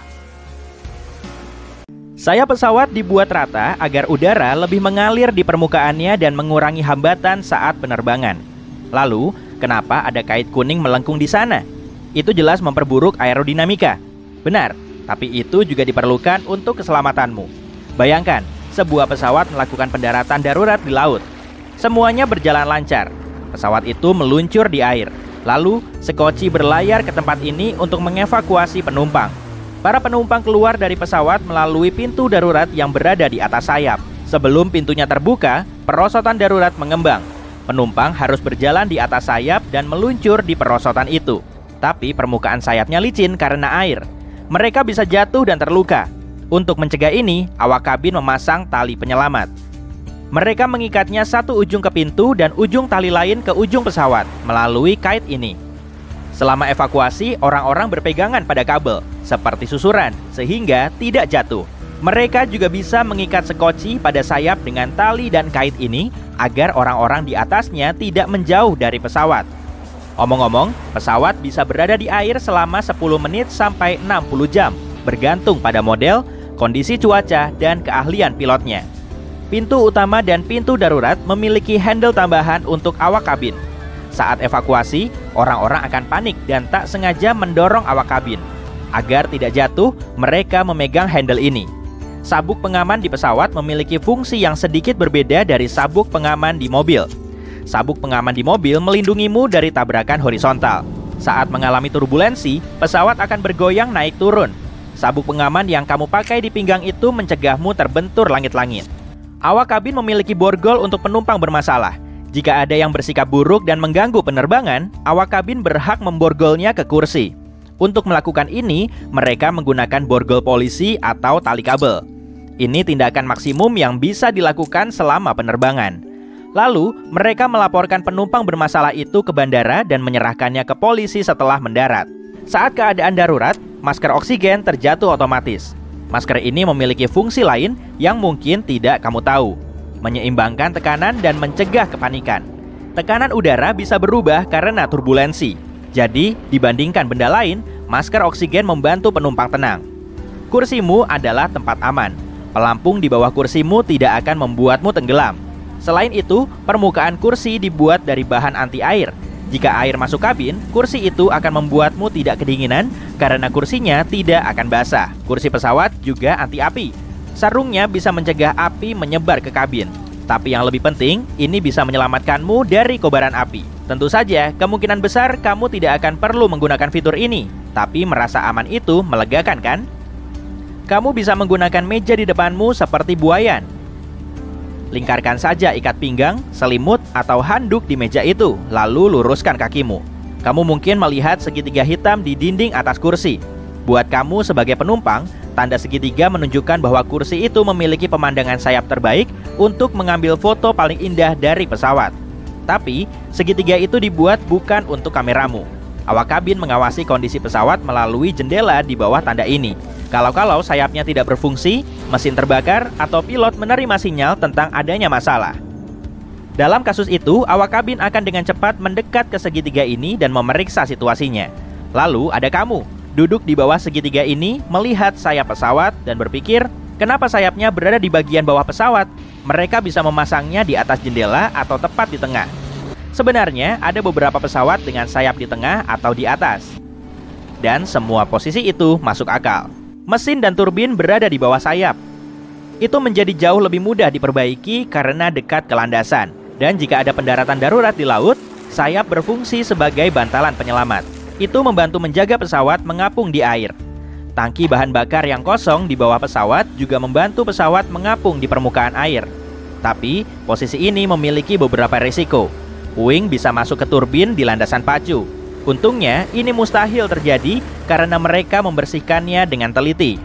Pesawat dengan sayap di tengah mendapat hambatan udara paling sedikit. Itu sebabnya pesawat tempur dan pesawat supersonik dirakit seperti ini. Sayap pesawat kargo besar berada di bagian atas rangka pesawat. Berkat itu, pesawat ini lebih dekat ke landasan sehingga mempermudah memuat kargo. Selain itu, lebih aman mendarat darurat dengan sayap tinggi karena puingnya tidak akan masuk turbin. Aerodinamika pesawat ini lebih bagus berkat sayap itu. Pesawat ini mendapat hambatan udara lebih sedikit dan mengantar kargo lebih cepat.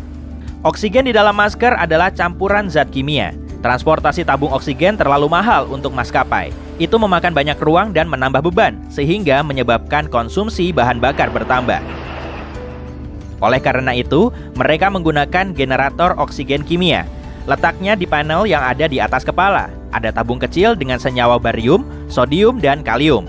Itu bercampur dan menghasilkan reaksi kimia panas yang melepaskan oksigen dan mengalir ke masker. Lubang kecil di jendela menahan kaca agar tidak pecah. Tekanan udara di dalam pesawat jauh lebih kuat daripada tekanan udara di luar. Perbedaannya sangat besar sampai udara bisa memecahkan kaca dari sisi lain. Untuk mencegah ini, dibuatlah lubang-lubang kecil. Udara masuk ke sana dan mengurangi beban pada jendela. Omong-omong, bentuk jendela pesawat bundar karena alasan itu juga. Itu ideal untuk pemerataan udara. Kalau bentuknya kotak atau segitiga, aliran udara dengan kelembapan akan terkumpul di sudut. Itu akan membuat kaca pecah. Selain itu, semua air mengering berkat lubang itu. Jendela pesawat dibuat dari 3 lapis kaca. Kaca luar menerima tekanan. Kaca tengah berfungsi seperti pelebur. Lapisan ketiga melindungi kaca kedua dari sentuhan penumpang. Secara teknis, pesawat bisa terbang dengan 1 lapis kaca, tapi akan berbahaya. Mereka juga memasang lapisan tambahan untuk roda. Roda pesawat menanggung beban besar saat pendaratan. Tapi tenang, roda ini tidak akan pecah. Bannya bisa menahan tekanan 5-7 kali lebih besar daripada yang mereka dapatkan sebenarnya. Kamu melihat papan bertuliskan toilet di pintu? Ada slot tersembunyi di bawahnya. Awak kabin bisa membuka pintunya dari luar. Jadi jangan harap ada privasi penuh. Tentu saja penumpang dilarang melakukan itu. Awak kabin bisa membukanya kalau ada keadaan darurat. Saat awak kabin melewati kabin selama penerbangan, mereka selalu menyentuh rak yang berada di atas kursimu. Itu bukan untuk memeriksa apakah kompartemen barangnya tertutup. Di sepanjang bagian bawah kompartemen ini ada handle yang tepiannya bergerigi. Awak kabin memegangnya agar tidak jatuh. Itu cukup berguna, terutama untuk orang yang tidak suka menyentuh kursi yang diduduki penumpang lain saat mau ke toilet. Ada alasan penting kenapa mereka memasang turbin di bawah pesawat. Sebelumnya, mereka memasangnya di ekor pesawat untuk meningkatkan aerodinamika penerbangan. Jika salah satu mesin berhenti berfungsi, kabin tidak akan begitu bergoyang. Ya, pesawat bisa terbang dengan hanya 1 turbin yang berfungsi. Selain itu, dulu sayap pesawat lebih tipis dan ramping karena turbin diletakkan di ekor. Hal itu juga bagus untuk aerodinamika. Tapi ternyata, lokasi turbin di ekor memakan biaya lebih besar. Mesin di ekor sulit dirawat. Dulu mesin ini diletakkan tinggi, jadi orang-orang butuh peralatan khusus dan waktu lebih banyak untuk melakukan perawatan. Tentu saja, itu memengaruhi harga tiket. Mereka mulai memasang turbin di bawah sayap untuk menghemat uang dan waktu. Kamu pernah melihat lampu yang berkedip di kabin sebelum lepas landas? Ini terjadi saat pilot memutus pesawat dari sumber daya listrik bandara dan menggantinya dengan listrik pesawat. Peralihan cepat ini bisa menyebabkan lampu berkedip. Bener nggak sih, langit itu mirip banget kayak gurun pasir? Emang pesawat komersial bisa terbang lebih ngebut dari kecepatan suara? Masa iya pesawat bisa dibenerin cuma pakai seutas lakban? Cek dulu intuisimu di kuis seputar pesawat terbang yuk. Kamu cuma perlu jawab fakta atau mitos. Jangan lupa catat semua jawaban benarmu dan komen di bawah ya. Kita mulai dari soal pertama. Pesawat komersial lebih hemat bahan bakar daripada mobil. Benar atau salah? Ternyata benar. Selama 10 tahun lebih, konsumsi bahan bakar penerbangan komersial nunjukin angka yang lebih sedikit daripada mobil. Pesawat punya teknologi yang lebih canggih dan bisa mengangkut lebih banyak orang, sehingga menurunkan intensitas energi perjalanan udara sampai hampir 74%. Sedangkan mobil cuma turun 57%. Oke, gimana dengan soal ini? Di dalam pesawat, nggak ada kursi nomor 13. Kalau diingat-ingat sih, aku belum pernah pesan kursi nomor 13 di boarding pasku. Kalau kamu gimana? Betul, tapi nggak semuanya begitu. Di sebagian negara yang menganggap 13 sebagai angka sial, emang nggak ada nomor kursi ini. Tapi di negara lain, angkanya bisa berubah, tergantung pada kepercayaan mereka. Ngebuka pintu pesawat selama penerbangan sangat berisiko bagi keselamatan. Kedengarannya nyeremin banget ya. Tapi beneran gitu nggak sih? Tenang aja, itu cuma mitos kok. Lagian pintu pesawatnya udah pasti kekunci. Tapi kalau kondisinya nggak kekunci, pintu ini tetap nggak bisa dibuka saat pesawat masih mengudara. Hal ini disebabkan oleh tekanan di dalam kabin. Saat berada di ketinggian jelajah, pesawat mendapat tekanan. Perbedaan tekanan di dalam dan di luar pesawat juga sangat besar.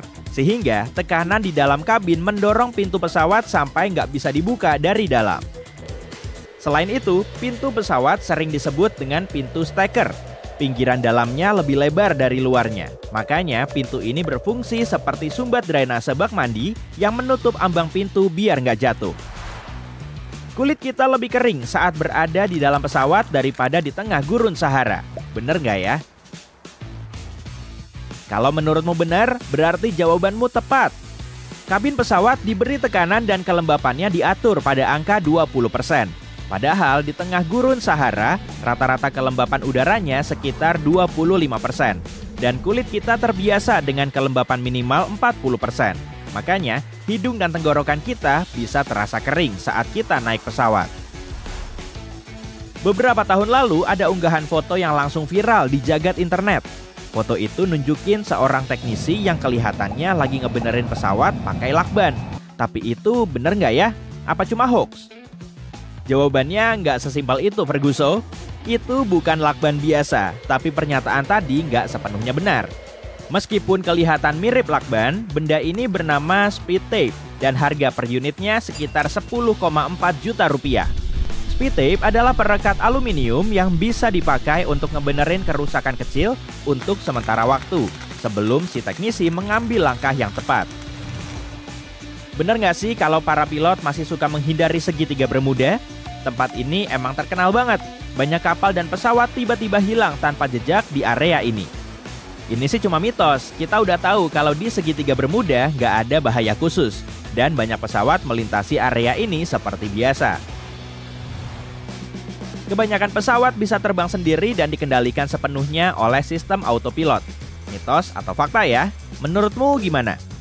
Itu cuma mitos populer. Banyak orang meyakini pesawat punya mekanisme super otomatis yang seringnya bisa terbang sendiri, dan pilot cuma sebagai cadangan. Padahal kenyataannya penerbangan harus selalu diawasi, perlu perhatian terus-menerus dan kru penerbangan yang terampil. Ada pesawat yang terbang 2 kali lebih ngebut dari kecepatan suara. Masa sih? Jangan-jangan cuma bohongan. Ini emang fakta. Pesawat Concorde bisa terbang dengan kecepatan 2140 km per jam. Dan angka ini melampaui kecepatan suara yang cuma sekitar 1234 km per jam. Berarti 2 kali lebih lambat dari pesawat Concorde. Kamu pernah dengar fakta IU ini nggak? Pesawat ngebuang isi toiletnya dari udara. Nyeremin banget. Kira-kira bener gak ya? Untung itu cuma mitos, jadi nggak benar sama sekali. Toilet pesawat memakai sistem berbasis vakum untuk mengangkut kotoran dari kloset ke tangki khusus. Tangki ini berada di belakang pesawat dan cuma dikosongin saat di darat. Pertanyaannya sulit nih.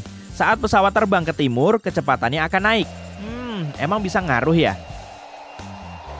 Bisa dong. Hal ini bisa terjadi karena arus jet alias angin di ketinggian. Kecepatan angin ini berkisar dari 241 sampai 482 km per jam. Sedangkan planet kita berputar dari barat ke timur. Jadi pesawat yang bergerak searah bisa menambah kecepatan dengan memanfaatkan angin ini. Menurutmu pilot bisa ngontrol aliran udara biar penumpangnya cepat ngantuk dan hemat bahan bakar nggak sih? Ini sih jelas mitos. Kalau kamu nanya kayak gini ke pilotnya langsung, mungkin mereka akan bilang konyol. Yang nentuin kadar oksigen di dalam kabin adalah presurisasi. Kalau ini gimana? Menara kontrol lalu lintas udara yang paling tinggi di dunia setinggi gedung pencakar langit. Bener nggak ya? Atau mungkin cuma mitos? Emang sulit dipercaya sih, tapi emang gitu kenyataannya. Saat mendarat, pesawat perlu bantuan lampu landasan pacu dan suar bandara. Ini menjadi bagian dari tugas menara pengawas lalu lintas udara. Menara ini juga mengelola lalu lintas pesawat di darat. Jadi nggak heran kalau bangunan ini harus ekstra tinggi. Menara pengawas di Bandara Internasional Bangkok Baru di Thailand setinggi 132 meter, hampir setara dengan gedung 40 lantai. Biaya pembangunannya aja hampir mencapai 270 miliar rupiah. Aku punya pertanyaan sulit lagi nih. Sensitivitas kuncup pengecap kita turun sampai 30% selama penerbangan. Bener nggak sih? Bener, tekanan di dalam kabin dan udara kering bikin kuncup pengecap kita agak mati rasa. Tapi menariknya, efek ini sangat kentara pada rasa asin dan manis. Kalau pada makanan pedas atau pahit, kita masih bisa merasakannya seperti biasa. Chef di maskapai penerbangan mempertimbangkan penurunan sensitivitas kuncup pengecap kita saat mereka nyiapin makanan. Mereka harus bikin kreasi dari resep lama yang berkualitas agar makanan kita lebih enak. Saat pakai masker udara di kabin yang kehilangan tekanan, kita bisa bernafas lega karena masker ini bisa dipakai selama penerbangan. Bener gitu nggak sih? Enggak lah, itu cuma mitos. Masker oksigen biasanya ngasih pasokan udara untuk bernafas selama 10-15 menit. Jadi, ini cuma solusi sementara. Tapi waktu segitu biasanya udah cukup untuk nurunin pesawat ke ketinggian 3050 meter. Di sini kita bisa bernafas tanpa masker oksigen. Karena waktu turun pesawat juga sangat cepat, kebutuhan oksigen tambahan cuma berlangsung selama beberapa menit. Sistem oksigen juga diuji secara berkala dalam pemeriksaan perawatan khusus. Plusnya lagi, aliran oksigen penumpang dan pilot nggak tergantung pada listrik. Masker menggunakan generator oksigen khusus. Jadi meskipun di dalam kabin ada masalah listrik, pasokan oksigen nggak akan terputus. Banyak orang mengatakan pesawat adalah sarana transportasi yang paling aman. Kamu punya anggapan yang sama nggak nih? Ternyata itu cuma mitos. Pesawat masih menempati posisi teraman kedua. Sejumlah studi menunjukkan lift lebih aman dari pesawat. Tapi kan lift nggak bisa dipakai untuk bepergian jauh. Oke, soal barusan cuma buat seru-seruan ya. Menurut statistik, pesawat emang jadi sarana transportasi yang paling aman untuk bepergian. Jadi, jawaban benarmu ada berapa? Jangan lupa komen di bawah ya. Aku cuma mentok sampai 8 nih. Aduh. Kucing kamu suka jilatin kamu? Kira-kira kenapa ya kucing suka jilat manusia? Ada beberapa kemungkinan alasannya. Waktu kucing jilat kamu, mereka lagi mengumpulkan informasi biokimia dari kulit kamu. Mungkin juga mereka lagi nandain kamu sebagai milik mereka. Hayo ngaku, kucing kamu kayak gitu kan? Tapi bisa juga mereka mau ngasih tahu kalau mereka percaya sama kamu. Atau seenggaknya nunjukin kalau kamu bukan ancaman. Kenapa pisang semakin manis saat matang? Buah nggak menyebarkan biji sembarangan, itu hanya terjadi saat hewan memakannya. Saat kandungan gulanya meningkat, buah seperti mendorong hewan untuk memakannya, terutama saat bijinya sudah matang. Biji yang matang memiliki lapisan khusus yang melindunginya saat melewati sistem pencernaan hewan. Mau dijelasin pakai gambar nggak?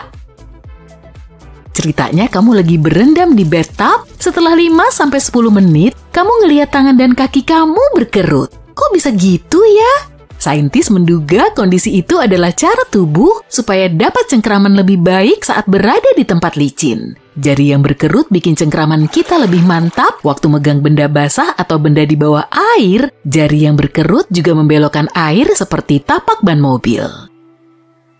Waktu makan makanan yang asam, kamu nggak cuma merasakannya di lidah. Kadang seluruh wajah kamu mengerut sehingga orang-orang bisa ngeliat kalau kamu nggak suka makanan itu. Rasa asam penyebab reaksi ini adalah hasil ion hidrogen yang dilepaskan asam saat bercampur dengan air liur. Begitulah penjelasan ilmiahnya. Waktu mendeteksi tanda asam ini, mulut ngasih pesan dengan cara lebay biar kamu memperhatikan makanan itu. Itu respon evolusi yang masuk akal di zaman dulu karena banyak tumbuhan yang ditemukan dan dimakan manusia purba di alam ternyata beracun, terutama tumbuhan dengan rasa asam. Jadi, sampai sekarang, indera pengecap kamu mendeteksi itu dan wajah kamu mengerut nggak terkendali waktu mencicipi makanan asam. Kayak gini nih kira-kira. Zzz. Warna pesawat yang lebih terang sebenarnya lebih berat daripada yang berwarna gelap. Warna putih butuh kandungan padat lebih tinggi dibanding hitam untuk mendapatkan saturasi yang diperlukan. Semakin tinggi kandungan padatnya, semakin berat cat itu, makanya cat putih punya bobot terberat. Meski begitu, pesawat putih lebih efisien daripada pesawat hitam, tapi tergantung sih. Cat putih memantulkan lebih banyak cahaya matahari daripada cat hitam. Masing-masing warna menyerap panjang gelombang cahaya berbeda. Nah, benda putih lebih lama panas dibandingkan benda berwarna gelap. Ini bikin interior lebih adem, makanya pesawat putih lebih gampang menjaga kesejukan. Kalau teh panas berasa aneh waktu diminum dari gelas plastik, nggak usah panik. Itu bukan perasaan kamu aja. Kamu mungkin bayangin tehnya melarutkan sesuatu dari plastik, padahal enggak kok. Rasa nggak cuma ditentukan oleh indera pengecap, tapi semua indera. Makanya mousse strawberry lebih manis di piring putih daripada hitam, dan kamu ngerasa keripik lebih renyah waktu terdengar suaranya. Atau coklat panas lebih enak waktu diminum dari gelas berwarna oranye. Kita terbiasa dengan minum teh panas dari gelas keramik, makanya ngeliat teh di gelas plastik bikin kita mikir kalau teh itu nggak akan terasa enak. Flamingo sering berdiri dengan satu kaki. Ada teori yang bilang kalau itu ngebantu mereka menjaga panas tubuh. Buktinya, mereka lebih sering mengangkat satu kaki saat berada di air daripada di darat. Teori lain meyakini kalau ini cara mereka menghemat energi. Saat berdiri dalam waktu lama, burung ini jauh lebih stabil jika mengangkat satu kaki karena mereka bisa mengunci tendon dan ligamen di kaki mereka dalam posisi stabil. Artinya, otot mereka nggak harus bekerja keras untuk diam di satu tempat. Lagi pula ini sebenarnya tampilan klasik kan? Kenapa bunyi yang berulang bikin kita kesel ya? Jawabannya gampang. Bunyi itu terus menarik perhatian kita dan bikin kita nggak fokus sama hal lain. Emang sih, kita cepat berhenti bereaksi sama bunyi berulang seperti bunyi jarum jam. Tapi ada beberapa bunyi yang nyebelin banget. Misalnya tetesan air dari keran. Kita terganggu karena nggak bisa mengendalikan bunyi itu. Kamu nggak akan sebal kalau tahu kamu bisa menghentikannya. Kenapa semua planet mengelilingi matahari ke arah sama? Kita harus kembali ke 4,6 miliar tahun lalu. Luar angkasa pada saat itu nggak kosong meskipun tata surya kita belum terbentuk. Ada awan debu dan gas di tempat matahari dan planet-planet kita sekarang. Awan ini kayak nebula surya. Nah, awan inilah yang membentuk tata surya kita. Nebula adalah awan gas dan debu besar yang letaknya di antara bintang. Nantinya awan ini membantu membentuk bintang baru bersama dengan planetnya yang mengorbit bintang itu. Saat nebula ini terpecah, inti massa yang berada di tengah membentuk matahari, sementara bagian lainnya menyatu dan membentuk planet-planet bersama satelitnya dan benda langit lain seperti asteroid. Materi itu berputar cepat, prosesnya agak mirip adonan pizza yang dibentuk menjadi cakram yang semakin besar. Karena awan itu sejak awal bergerak ke arah tertentu, semua planet punya bidang orbit yang sama, harus terjadi peristiwa besar untuk mengubah orbit planet dan memaksanya mengorbit matahari ke arah berlawanan. Kenapa sih ada orang yang suaranya merdu? Ada 3 hal yang memengaruhi rentang suara yang keluar dari mulut, kekuatan diafragma, ukuran pita suara, dan bentuk rongga sinus. Tapi suara merdu bisa dilatih kok. Dilatih? Iya. Pada tingkat dasar, kamu mendengar nada dan mengulanginya dengan suaramu. Tapi perbedaan antara bisa menyanyikan nada yang benar dan memiliki suara merdu berhubungan dengan ribuan kontraksi otot kecil yang seringkali nggak disadari. Kontraksi itu menyesuaikan mekanisme otot di tempat kamu menghasilkan suara dengan emosi selagi bernyanyi. Kayak alat musik lain, jengkal jari yang lebih lebar bisa membantu kamu waktu main piano, tapi kamu juga harus belajar hal-hal lain seperti tekanan pada tuts dan tempo. Kenapa anjing bisa mendengar frekuensi suara yang lebih tinggi daripada kita? Manusia mendengar frekuensi sampai 20 kHz dan anjing sampai 45 kHz. Hampir semua mamalia bisa mendengar frekuensi lebih tinggi daripada vertebrata lain. Burung mendengar sampai 12 kHz, tapi reptil, amfibi, dan ikan cuma sampai 5 kHz. Mamalia perlu mendengar frekuensi tinggi bukan untuk berkomunikasi, tapi biar mereka bisa tahu asal suara itu. Mamalia punya cara mendengar spesial namanya binaural spectral difference cueing. Jadi otak kita membandingkan rentang frekuensi suara yang masuk ke masing-masing telinga. Kepala membayangi satu telinga, jadi sebagian frekuensi diserap dan otak kita lebih banyak menyerap frekuensi tinggi dibanding frekuensi rendah. Semakin kecil kepala, semakin kecil dampaknya pada suara frekuensi rendah. Makanya hewan itu harus bisa mendengar frekuensi tinggi supaya bisa mendengar spektrum suara yang lebih luas. Tikus harus mendengar sampai 90 kHz, sementara gajah cukup 10 kHz. Kepala anjing lebih kecil daripada kita, jadi mereka masuk kategori menengah. Kenapa air laut asin? Secara kimia, garam adalah natrium klorida. Tapi garam di laut nggak cuma mengandung 2 ion ini, ada banyak ion lain seperti kalsium dan magnesium. Sebelumnya, kebanyakan ion ini berbentuk padat seperti batu di daratan. Angin dan hujan mengikis batuan ini sampai perlahan hilang. Jadi bisa dibilang sebagian besar garam di laut berasal dari batuan. Mineral dari batuan ini larut ke sungai yang kemudian terbawa ke laut. Sekitar 85% ion laut adalah natrium dan klorida, sedangkan magnesium dan sulfat membentuk sekitar 10%-nya. Sebagian garam nggak selamanya ada di laut, banyak garam di air laut dikonsumsi oleh hewan. Tapi berkat pasokan limpasan yang stabil dari permukaan, nilai salinitasnya cukup konstan. Laut punya satu sumber lagi untuk dapat kandungan garamnya, yaitu dari cairan hidrotermal. Ventilasi laut dalam dipanaskan magma yang berasal dari bawah kerak bumi. Saat cukup panas, terjadi reaksi kimia di antara air laut dan semua mineral dari batuan di sekitar ventilasi itu. Makanya, setiap bagian laut menjadi asin, tapi nilai salinitasnya bergantung pada lokasi. Jadi begitulah penjelasannya. Jadi, aturan bertahan hidup yang paling terkenal saat bertemu dengan beruang adalah tetap diam dan berpura-pura bahwa kamu bukan makhluk hidup. Tapi aturan ini tidak berlaku untuk semua beruang, hanya untuk beruang grizzly dan beruang coklat. Jika kamu berada di Amerika Utara, kamu akan menemukan beruang-beruang ini di Alaska, Washington, Montana, Idaho, dan Wyoming. Beruang hitam, beruang yang harus kamu hindari, hidup di wilayah yang lebih luas.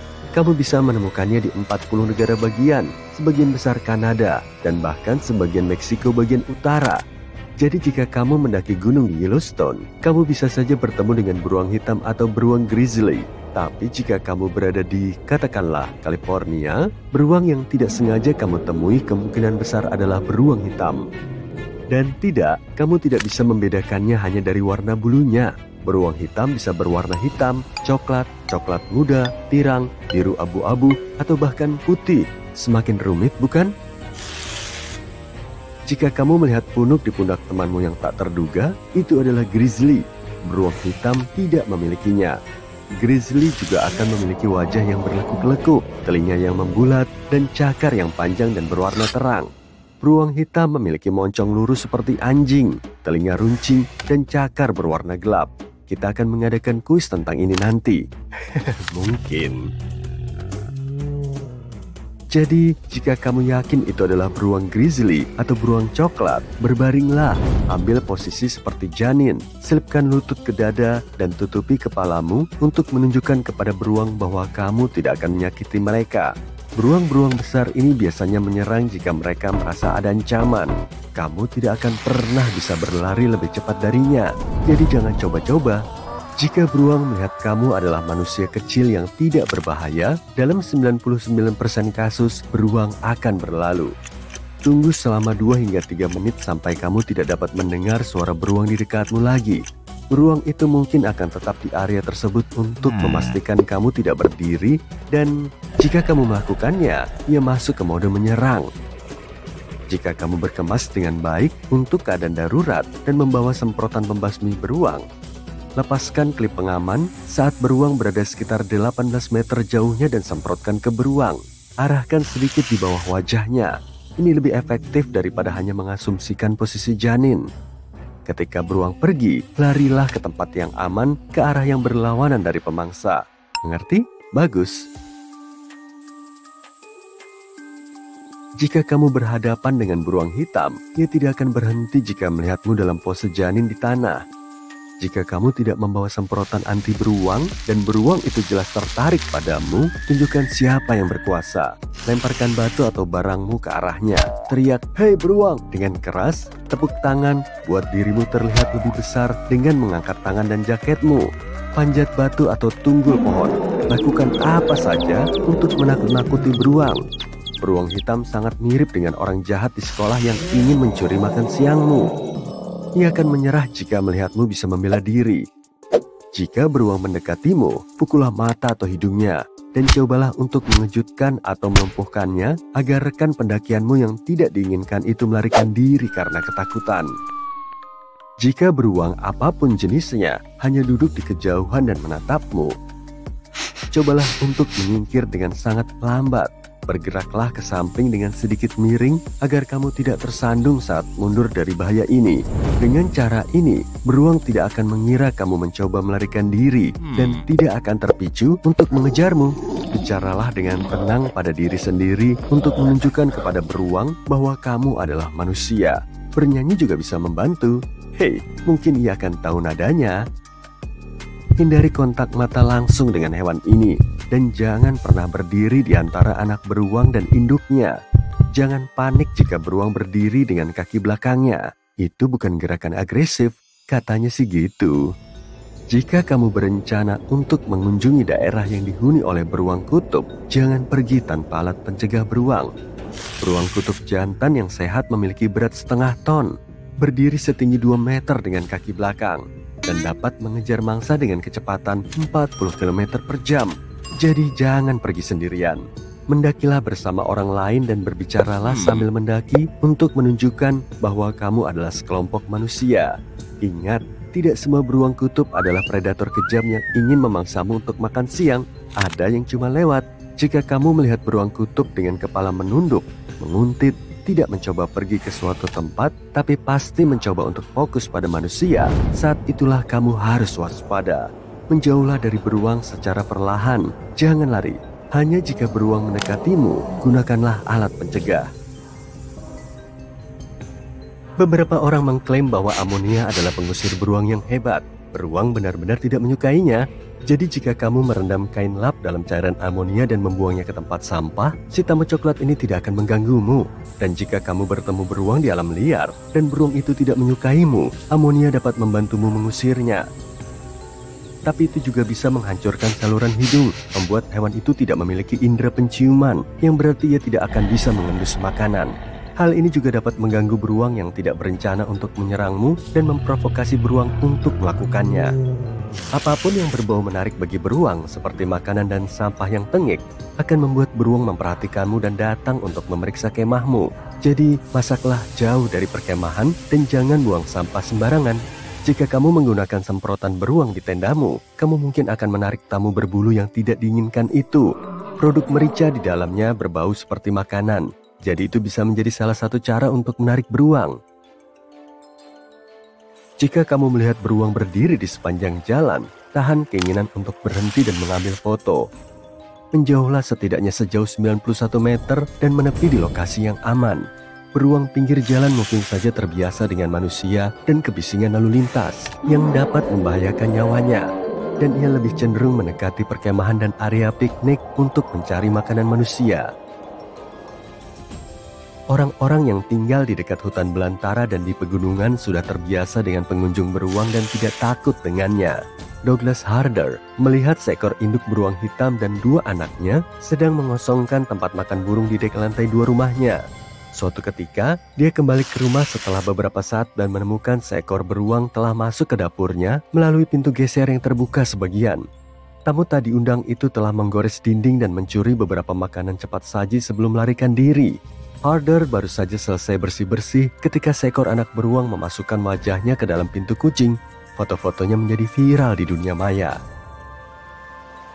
Lalu ada Kristen Jones yang sedang mengunjungi orang tuanya di North Carolina dan memutuskan untuk melakukan yoga di tepi danau terdekat. Dia menggunakan penyumbat telinga dan tidak mendengar beruang mendekatinya dari belakang. Tiba-tiba dia merasakan ada yang mengendus dan menjelati lehernya. Dia mengira itu adalah anjing tetangganya dan mengulurkan tangannya untuk mengelusnya, dan hal itu membuat hewan itu takut. Kristen berhasil mengambil beberapa foto beruang yang menjauh, meskipun tidak ada yang mempercayai. Film, serial TV, dan film dokumenter pada dasarnya menunjukkan kepada kita 2 situasi. Kamu berada di kapal pesiar dan memulai perjalanan laut, dan saat terjadi badai, kapal tersebut tenggelam. Kabar baiknya adalah kamu selamat, kabar buruknya adalah kamu berada di tengah laut. Situasi lainnya adalah kamu sedang terbang dengan pesawat terbang. Ada yang tidak beres, mesin terbakar, dan pesawat jatuh ke laut. Air mengelilingimu, dan kamu tidak tahu apa yang harus dilakukan. Dalam kedua kasus tersebut, kamu memiliki kemungkinan besar bahwa tim penyelamat akan menyelamatkanmu. Pengawas penerbangan dengan cepat mengetahui bahwa sebuah pesawat telah jatuh ke laut. Hal yang sama berlaku untuk kapal besar. Metode navigasi dan komunikasi modern membantu tim penyelamat menemukanmu dengan cepat, terutama jika ada beberapa orang yang mendapat masalah. Namun, mari kita bayangkan situasi lain yang lebih mengerikan. Katakanlah kamu sedang berada di sebuah resort tepi pantai dan memberitahu temanmu bahwa kamu ingin makanan ringan. Kamu pergi ke pantai, membeli makanan, dan memutuskan untuk makan siang di laut lepas. Kamu menyewa katamaran atau kapal kecil, berlayar menjauh dari pantai, dan tertidur. Panas yang intens membangunkanmu, dan kamu menemukan dirimu berada di tengah laut. Kamu tidak tahu di mana letak pantai dan sudah berapa lama kamu berada di sini. Untungnya, kamu memiliki ponsel. Tapi kabar buruknya, baterainya habis. Pada titik ini, kamu mungkin mulai panik. Dan tidak peduli seberapa klise kedengarannya, jangan lakukan itu. Air yang tak terbatas dari semua sisi bisa membuatmu gugup. Merasa seperti partikel kecil di lautan raksasa dapat menyebabkan kengerian yang eksistensial. Namun kamu harus memahami bahwa kepanikan hanya akan memperburuk keadaan. Kamu harus menjaga kewarasanmu dan berpikir jernih. Pertama-tama, kamu berada dalam posisi yang menguntungkan karena kamu memiliki kapal. Beberapa orang terjebak di laut tanpa membawa apa-apa. Jadi kamu memiliki peluang lebih besar untuk selamat. Ngomong-ngomong, kalau kamu berada di dalam air tanpa kapal, tetapi kamu memiliki celana, maka kamu dapat dengan mudah membuat jaket pelampung. Cukup ikat 2 kaki celana menjadi satu simpul. Setelah itu, mulailah memercikkan air dengan tanganmu. Buat gelembung udara sehingga udara yang dihasilkan masuk ke dalam celana. Setelah itu, pegang bagian atas dengan erat untuk mencegah udara keluar dan kenakan di leher. Sekarang, kamu memiliki rompi udara. Oke, kembali ke kamu. Terjebak di atas kapal di laut. Kamu tidak memiliki celana, hanya celana pendek dan kaos. Selain itu, kamu memiliki sisa-sisa burrito dan air dalam botol. Tolong jangan meminumnya sekaligus. Usahakan untuk membuatnya bertahan selama mungkin. Dan juga penting untuk tidak meminum air laut. Garam di dalamnya akan menyebabkan rasa haus yang lebih hebat dan masalah bagi organismemu. Kamu perlu mengumpulkan air segar dari hujan. Biarkan botol terbuka dan biarkan pakaianmu basah. Hal yang penting adalah jika kamu berenang di laut dengan mengenakan pakaian ini, pakaian tersebut akan tertutup lapisan garam yang tipis. Jadi, pertama-tama, biarkan kaosmu basah kuyup oleh air hujan, lalu peras untuk membersihkan semua garam, dan baru setelah itu, gunakan pakaianmu untuk mengumpulkan cairan segar. Bagus, kamu memiliki sebotol penuh air segar. Minumlah sedikit demi sedikit beberapa kali sehari, dan kamu akan memiliki cukup air untuk seminggu. Sekarang kamu perlu mendapatkan beberapa ikan. Kabar baiknya, makhluk laut telah mendekatimu. Kapal itu menarik perhatian kehidupan laut. Mereka mendatangimu karena penasaran atau menggunakan kapal sebagai tempat berlindung. Yang harus kamu lakukan sekarang adalah menangkap makan siang. Jika kamu mengenakan sepatu, gunakan tali atau sobek sepotong kain dari pakaianmu untuk membuat tali kecil. Tempelkan sepotong burrito atau benda apapun ke ujung tali dan mulailah memancing. Sekarang kamu memiliki makanan dan air dan tidak ada yang perlu dikhawatirkan. Kecuali hiu. Warna-warna cerah atau setetes darah di laut menarik perhatian para pemburu ini. Kamu dapat menakut-nakuti mereka dengan berteriak dan memukulkan tanganmu ke air. Buatlah lebih banyak suara. Kamu akan menakut-nakuti ikan dan mereka akan mengerti bahwa mereka tidak menemukan anjing laut yang tak berdaya, melainkan seekor binatang yang sangat berbahaya, manusia. Ya, perkelahian dengan hiu terdengar seperti sesuatu yang keluar dari film fiksi ilmiah. Tetapi jika kamu tidak akan rugi, lebih baik memukul hidungnya daripada berenang dengan panik. Jadi kamu memiliki ikan, air, dan otoritas. Hidup menyenangkan, tapi kamu kehilangan sesuatu. Oh iya, kamu harus pergi ke daratan untuk bertahan hidup. Kamu juga bisa menarik perhatian pesawat atau kapal besar yang lewat. Tidak apa-apa jika kamu tidak memiliki roket sinyal. Ponselmu akan membantu tim penyelamat melihatmu.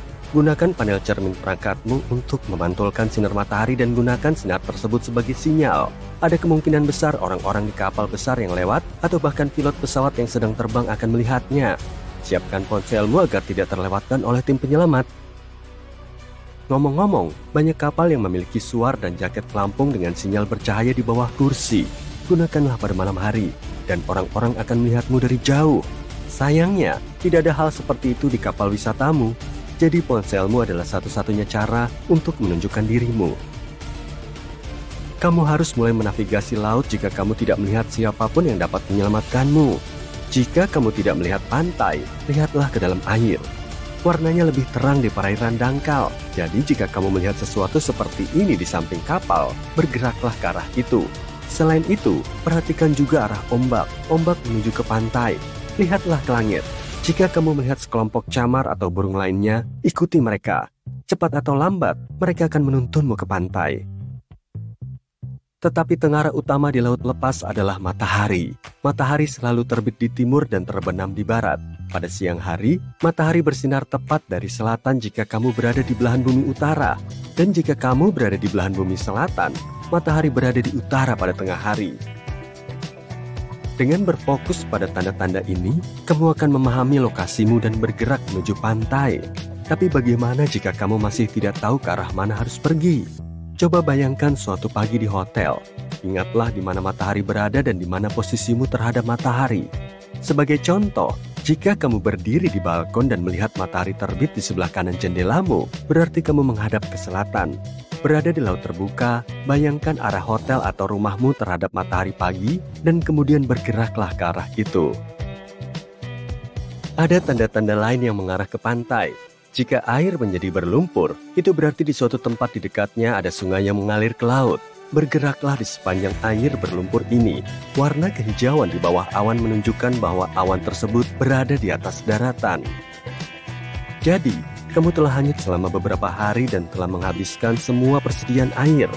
Pada suatu saat, kamu mendengar suara burung camar. Kamu mendongak dan melihat kemana mereka terbang. Kamu mengikuti mereka dan melihat ada air berlumpur.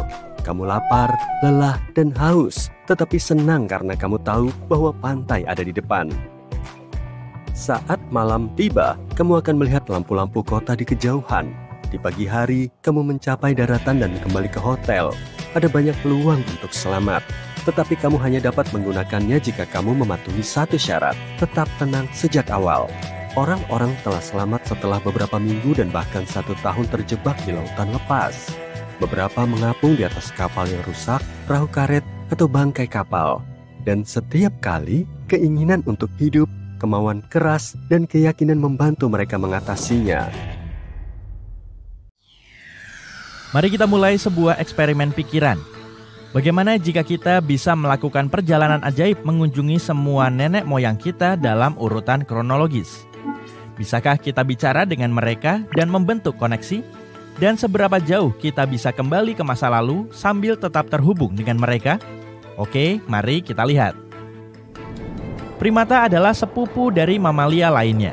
Sekitar 85 juta tahun lalu, pada akhir periode kapur, mereka menempuh jalan berbeda dan menjadi yang pertama dari jenisnya. Evolusi manusia sangat rumit, dan kita tidak bisa menarik garis yang jelas dari mana evolusi itu dimulai. Tapi kita akan mulai dengan hominin. Hominin adalah kelompok primata yang mencakup semua spesies sebelum Homo sapiens. Jadi bayangkan kamu masuk ke mesin waktu sangat keren dan mendarat di masa lalu, jauh pada masa ketika hominin masih ada.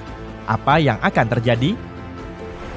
Pertama, kamu akan melihat makhluk-makhluk unik ini dengan tubuh pendek berbulu, wajah aneh, dan mata yang besar. Mereka mungkin terlihat agak berbeda denganmu, tapi itu bagian serunya. Mereka adalah pemanjat yang hebat dan sangat penasaran tentang dunia luar. Mereka memakan buah-buahan, kacang-kacangan, dan apapun yang ditemukan di alam. Dan yang mengejutkan, manusia pada dasarnya bukanlah pemakan daging. Awalnya kita semua adalah vegan. Tentu saja kamu tidak bisa berkomunikasi dengan mereka, tapi tetap saja primata sangatlah cerdas. Jadi, bermain gestur bisa membantu. Buat mereka tertarik dengan gestur ramah dan mereka pasti senang melihat pelancong futuristik sepertimu. Hominin adalah makhluk yang penuh rasa ingin tahu. Jadi mereka mungkin akan sangat tertarik padamu kalau kamu bersikap ramah dan memberi mereka makanan.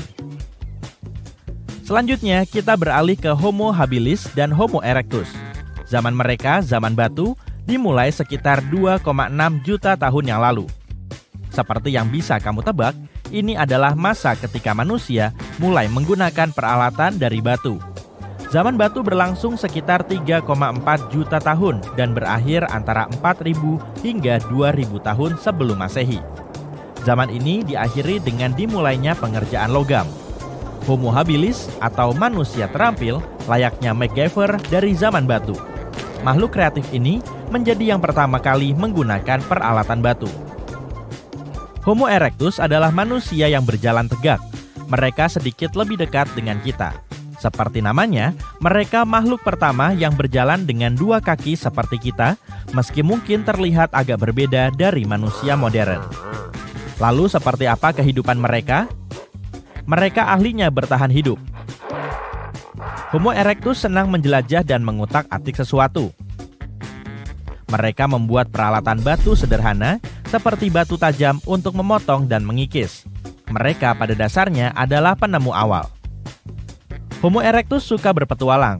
Mereka meninggalkan Afrika dan pergi ke negeri-negeri yang jauh, menjelajahi wilayah-wilayah baru. Mereka adalah yang pertama menginjakan kaki di tempat-tempat seperti Asia dan Eropa. Mereka tinggal di gua-gua atau tempat berlindung sederhana yang terbuat dari kayu dan kulit binatang. Dan jangan lupa soal selera fashion mereka yang liar. Kulit binatang dan dedaunan adalah pakaian trendy mereka. Jangan kira mereka hanya duduk-duduk sepanjang hari. Mereka adalah pemburu dan peramu, mencari buah-buahan lezat, kacang-kacangan, dan bahkan berburu binatang. Bagaimana caramu berkomunikasi dengan mereka? Nah, mereka menggunakan dengusan, gerak tubuh, dan bahasa tubuh sederhana untuk memahami satu sama lain. Jadi, jika bertemu Homo habilis dan Homo erectus, kamu akan dapat pengalaman luar biasa. Kamu bisa menunjukkan teknologi canggih untuk membuat mereka terkesan dan mengajari beberapa trik baru yang keren. Berikutnya dalam daftar kita adalah Homo heidelbergensis dan Neanderthal. Homo heidelbergensis layaknya sepupu yang lebih tua dari Neanderthal dan kita. Mereka hidup sekitar 800.000 hingga 200.000 tahun lalu. Bayangkan tubuh kekar dan kuat dengan otak yang besar dibandingkan kerabat pendahulunya.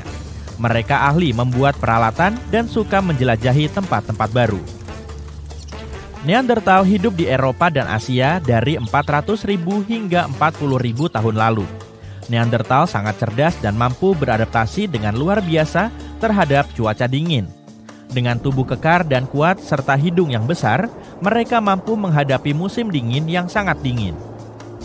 Baik Homo heidelbergensis maupun Neanderthal adalah pemburu dan peramu yang terampil. Mereka mengejar mamut dan hewan buruan besar lainnya dengan tombak tajam yang dibuat sendiri. Namun, mereka juga tahu cara bersenang-senang. Manusia Neanderthal membuat karya seni dan menunjukkan emosi serta hubungan mereka satu sama lain. Bersama mereka, kamu bisa menggambar di tanah, menari-nari, dan membuat gestur. Mereka akan mengerti. Dan akhirnya kita bertemu Homo sapiens. Bayangkan ini. Kamu terbangun di dalam gua bersama keluargamu, mencoba menghangatkan diri di dekat api. Gua ini cukup nyaman, bukan? Tapi tidak ada rumah permanen di sini. Kamu bagian dari suku nomaden. Berpindah-pindah kemanapun ada makanan enak. Hei, tapi setidaknya kamu punya alat bagus untuk bertahan hidup. Ambil tombak milikmu yang dibuat dengan meniru orang lain atau mungkin kamu ciptakan sendiri. Saatnya berburu mamut. Dan jika tidak bisa menangkap mamut, kumpulkan saja kacang-kacangan, buah beri, dan telur burung. Manusia zaman batu adalah pencinta makanan sejati. Mereka membuat tepung dari oat dan membumbui makanan dengan bawang liar dan biji monster. Mereka juga merupakan seniman. Dengan mineral dan tulang, mereka menciptakan gambar-gambar menakjubkan dan bahkan seruling untuk hiburan musik di sekitar api unggun. Kamu masih hanya bisa berkomunikasi dengan bahasa tubuh dan ekspresi mereka. Namun, Homo sapiens lebih pintar dari nenek moyang mereka. Jadi, kamu bahkan bisa mengajari mereka gerakan-gerakan dasar dan maknanya, seperti mengangkat tangan untuk mamut dan sebagainya. Cobalah lakukan tarian seru atau goyangan yang asik, itu pasti akan menarik perhatian mereka. Tapi ini bukan satu-satunya cara untuk berkomunikasi. Orang-orang zaman batu sangat suka menggambar dan membuat seruling. Jadi kamu bisa ikut serta dalam keseruan kreatif. Pamerkan kemampuan artistikmu dengan 1 atau 2 gambar, atau bahkan memainkan beberapa lagu. Tenang, mereka akan terkesan dengan kemampuanmu meskipun kamu tidak jauh dari mereka. Tapi alat-alat adalah cara terbaik membuat mereka tertarik. Jika kamu membawa gadget atau penemuan keren dari zaman kita, mereka pasti sangat terkesan. Ciptakan saja alat sederhana dari masa depan yang bisa membuat hidup mereka lebih mudah, dan mereka akan langsung menyukaimu. Jadi meskipun tidak bisa berdebat filosofi dengan masyarakat zaman batu, kalian masih bisa berbagi waktu yang menyenangkan. Belajar adalah cara yang tepat. Selain itu, meskipun umur manusia saat itu lebih pendek, rata-rata sekitar 30 tahun, masih ada cukup waktu untuk mencari pasangan dan memiliki anak. Tapi, mungkin pilihan pasangannya agak terbatas. Jadi, mari kita tinggalkan topik itu untuk lain waktu. Peganglah kapak itu di malam hari karena kadang nenek moyang kita saling memakan satu sama lain, serta senang bertarung dan saling menebas. Astaga, mari kita akhiri perjalanan kita dengan zaman perunggu untuk seru-seruan. Era yang keren ini berlangsung dari sekitar 3300 hingga sekitar 1200 sebelum Masehi. Dan tahukah kamu, mereka terobsesi dengan logam kuat yang disebut perunggu. Ini adalah waktu di mana orang-orang menjadi kreatif dan mulai menggunakan perunggu untuk membuat berbagai macam barang keren. Perunggu adalah campuran tembaga dan timah yang membuatnya lebih keras dan tahan lama dibanding material lain pada saat itu. Peradaban mengagumkan mulai bermunculan di mana-mana. Mereka membuat perunggu sendiri dengan melebur tembaga dan mencampurnya dengan timah atau memperdagangkannya di tempat lain. Jadi saat melangkah ke era kuno ini, kamu akan kagum dengan pemandangan kota-kota zaman perunggu yang ramai dengan gerbang perunggu megah, pasar yang menakjubkan, dan kuil-kuil besar yang didedikasikan untuk para dewa yang kuat. Pada zaman perunggu, kita akhirnya mengembangkan bahasa dan tulisan. Mesopotamia dan Mesir memimpin dengan tulisan paku dan hieroglif mereka yang rumit. Ini adalah sistem penulisan paling awal yang pernah ada. Mereka pada dasarnya adalah raja-raja kaligrafi. Ingat, bahasanya mungkin sedikit berbeda. Kamu akan mendengar kata-kata asing. Tapi dengan manusia-manusia ini, setidaknya kamu bisa menggunakan gambar, seni, dan banyak hal lainnya untuk berkomunikasi. Intinya, seperti itulah rasanya bertemu nenek moyang kita. Sungguh perjalanan ke masa lalu yang luar biasa. Jadi, ingatlah untuk menghargai masa lalu dan juga keajaiban dunia modern. Sampai jumpa.